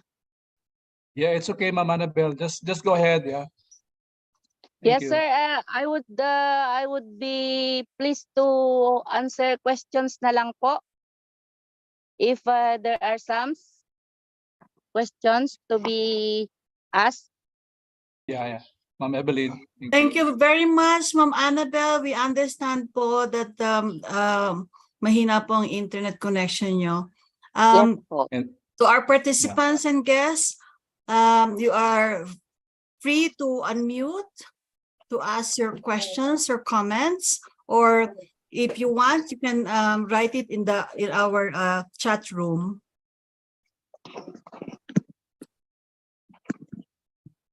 Any questions, from our participants? If none so far, I would like to ask the questions from the expectations from those who have registered. Any one of you would know whoever asked these questions. How Indigenous people preserve our culture amidst the dominance of globalization? Anyone from our speakers can answer that question.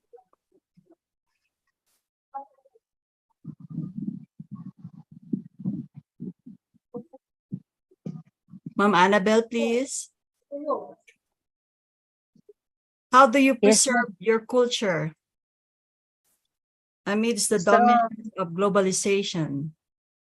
Yes, ma'am. Thank you for that very nice question. So right now, ma'am, we are having our programs within our community. We are having workshops so that our elders can teach our younger. Sorry po, kasi talagang medyo may mga interruptions. Sorry po talaga. It's all right, ma'am. You can continue talking po. We can hear you clearly po. Yes, sir. Yeah, yes, ma'am. Even our government are helping in transferring the wisdom of our elders to the younger generation. So that is one way we can transfer we can preserve our culture, ma'am, locally, and I think globally. Thank you very much, Ma'am Annabelle, for your answer. Datu Arayan have responded also. In my situation, Ma'am Evelyn, I'd using like antique- to yes, sir. give addition to the answer. Actually, on the part of National Commission for Culture and the Arts, there are various programs being implemented.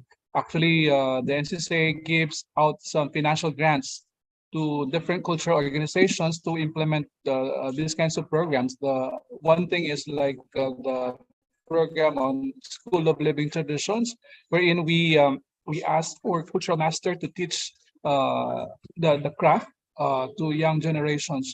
And of course, the Gamava that I've mentioned is an award given to a traditional artist. And the mandate of the Manlilikha ng Bayan is, or the National Living Treasure, is to teach the young generation and pass on the indigenous knowledge to the next generation. So these are some of maybe some of the few programs or projects of the Philippine government. In order to preserve our cultural heritage, despite globalization. Thank you very much, Dr. Antonio. Excuse me, I ma'am. think Dr. Datu Arayan would like to talk to also. Okay, so in addition to Ma'am Annabelle and Dr. Antonio's answer. So, based on experience in our community, so the things that we do in order to continue promote, preserve our culture amidst modernization and globalization. So, uh, we have this platform. Number one platform I use in the community here in the province of Bukidnon is the use of the performing arts, music and dance. Introducing to them the music and dance, they may be able to understand the concept of indigenous spirituality. They may be able to understand, to go deeper, to talk to the elders, to connect to the elders, and to have some extension of extending their time to communicate to the elders. And the second platform is the use of the social media like the Facebook and the Instagram. So in my Facebook and in my Instagram, so I posted there the different elements of culture in order for them to feel, to be able to feel the moment that we are part of this cultural heritage na pinipreserba natin para sa ating bayan, that they are not just performer, they're not just in compliance to the law, to the national law, to the constitutional rights na binigay sa kanila, but based on the natural rights principle. No, so it is the indigenous people's youth uh, responsibility to study, to understand, to communicate, and to preserve the culture and the heritage of this beautiful country, the Philippines. Thank you very much for all your responses. Are there more questions? Please feel free to unmute if you have more questions, please. Or you may write it in the chat box. Yes, Dr. Jorge, please. Thank you very much for these very napaka-interesante mga talks. This is a question to the diplomats in the group. I am wondering if there is kung merong programa para mag-recruit indigenous peoples into the diplomatic service of the Philippines, or if there are already a good number of indigenous peoples in the Philippine diplomatic service.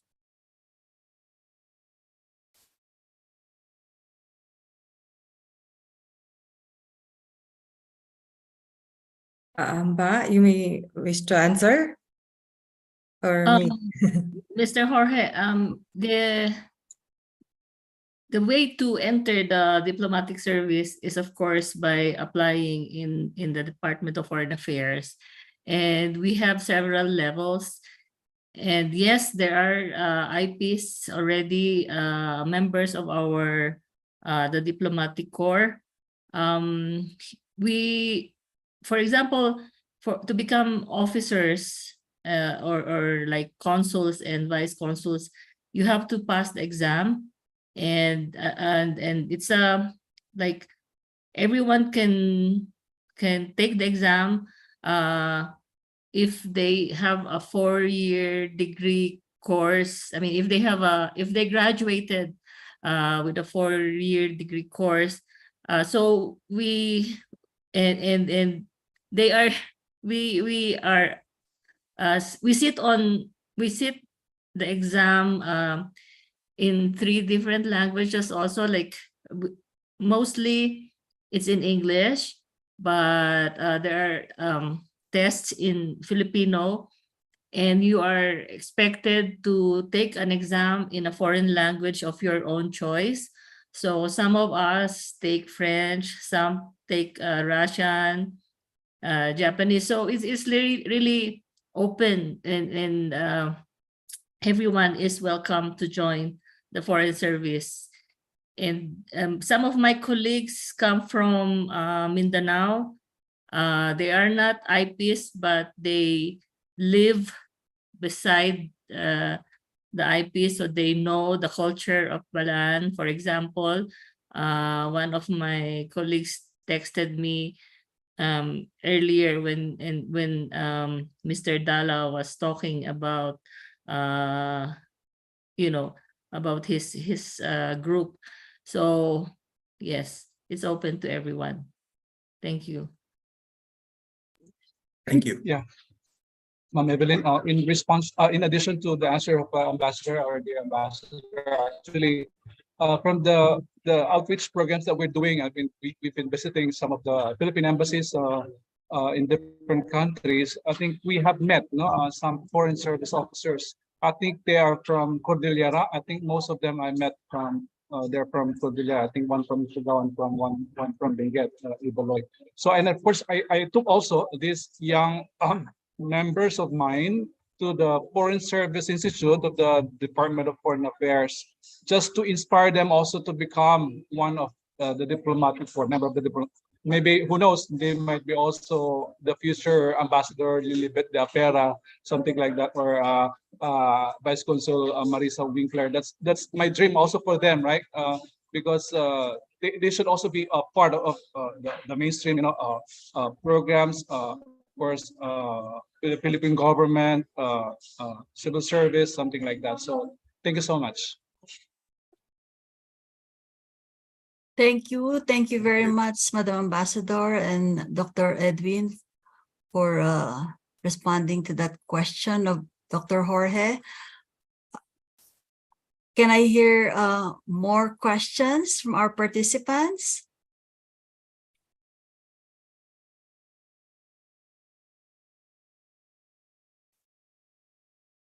Or I'll read one last question from the expectations of our participants.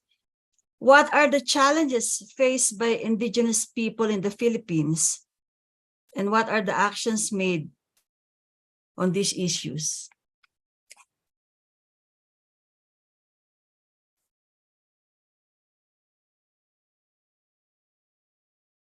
Anyone from our speakers who may wish to answer?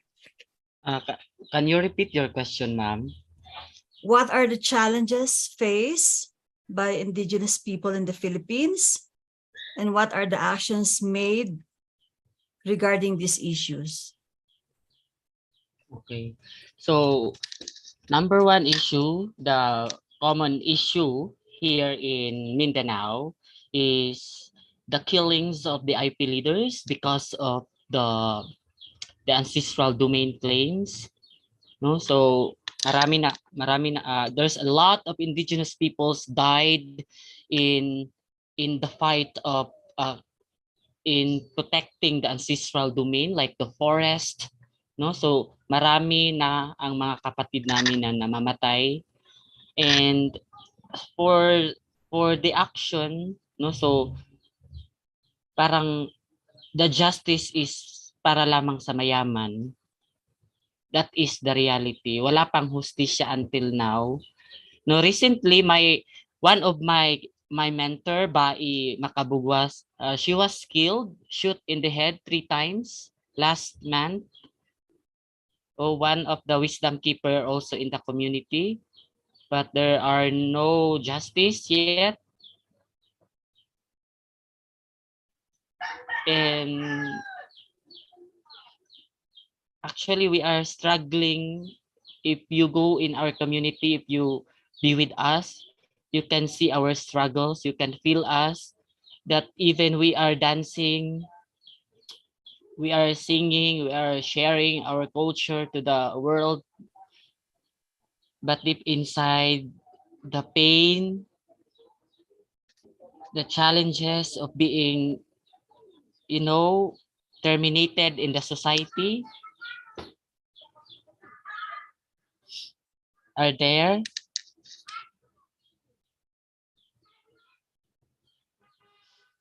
Sorry. Thank you, Dr. Arayan. Forgive me, I'm just being emotional, being in the community. We understand, sir. Thank you very much for your response. Ma'am Annabelle, you're back. Yes, yes, ma'am. It's really true that, and it's very sad that it's really happening. Discrimination is the big issue here, ma'am, and it's very true, no, that we are being discriminated by the society, or sometimes the government understand us. Uh, like also our education, the kind of education, our language, but it's very nice that the Department of Education see this problem, and now they are integrating this IP education to the DepEd curriculum. So we are very thankful for that, ma'am. Thank you very much, Ma'am Annabelle, for your response. If there are no more questions, Hello. yes, Sir Can Jason. I share my sentiments? Okay, my empathy to Dato Arayan. So one of the major issues here in the Philippines, especially from the Mindanao, is that the land grabbing of our ancestral land.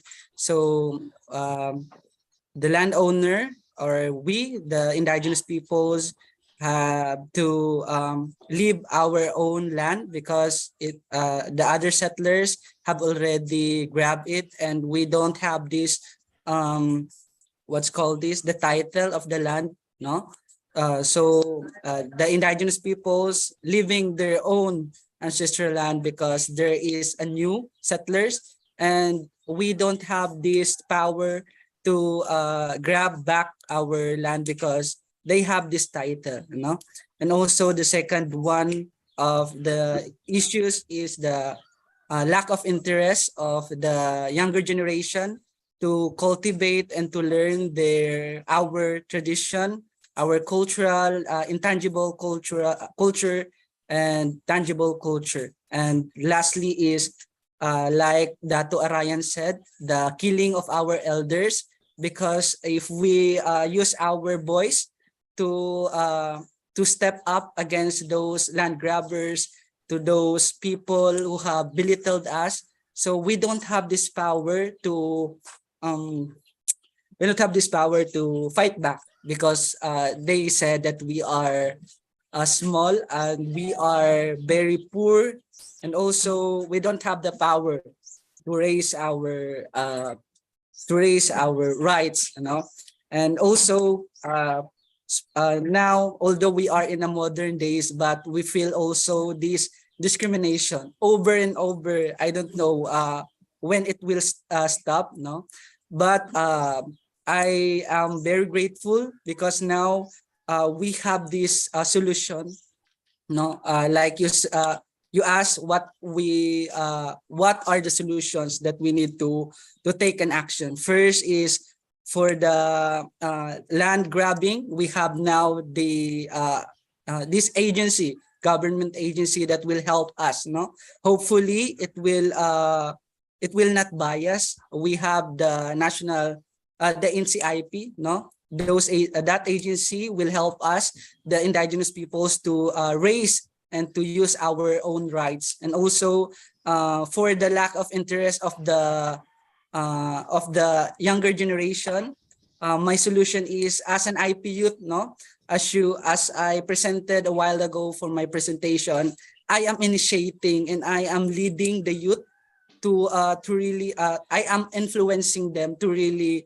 look back to the history, to their culture, to relearn to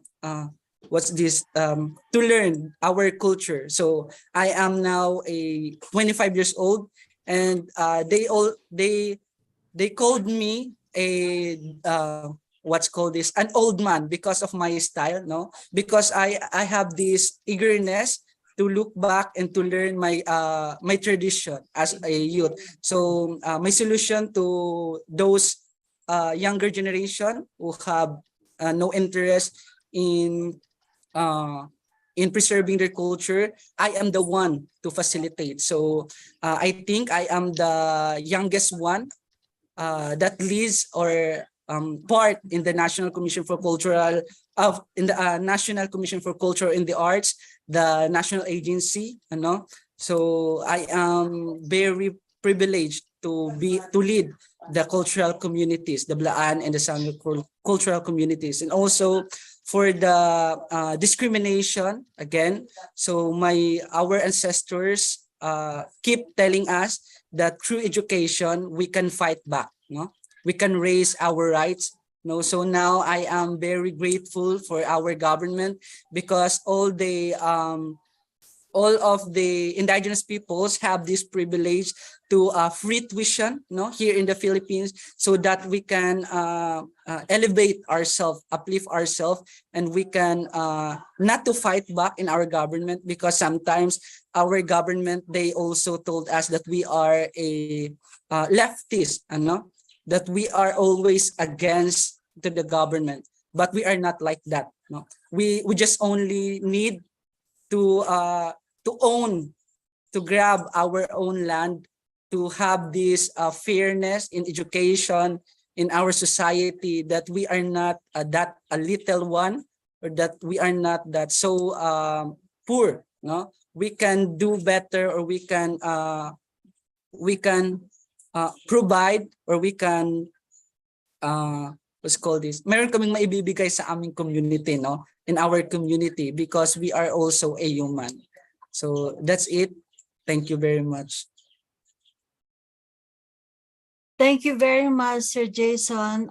Thank you very much, Dato Arayan. We understand po. Don't worry po.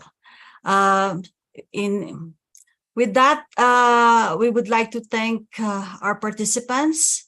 I hope you learn a lot about the lives and culture of the indigenous people of the Philippines. Honoring and practicing their traditions not only respect those that came before us, but also keep these traditions alive. Through education, awareness, and cultural understanding, we are able to see their importance to our country and development. Before we finally end, may I call on Second Secretary and Consul, Ralph G. Roldan, to deliver the closing remarks. Thank you, Ms. Evelyn. I think this session made us see, their life, the culture, their beliefs, their spirituality, and also the problems that they face. But I think what this session has shown us is that there is hope. We see from the likes of Mr. Jason, of Mr. Antonio, Ms. Annabelle, and also Mr. Edwin, that these are people who are willing to continue with their culture and to show the world their leadership and wisdom in guiding their people for the next generations to come. I think this is one good way to end this seminar, to see how the greatness of our people.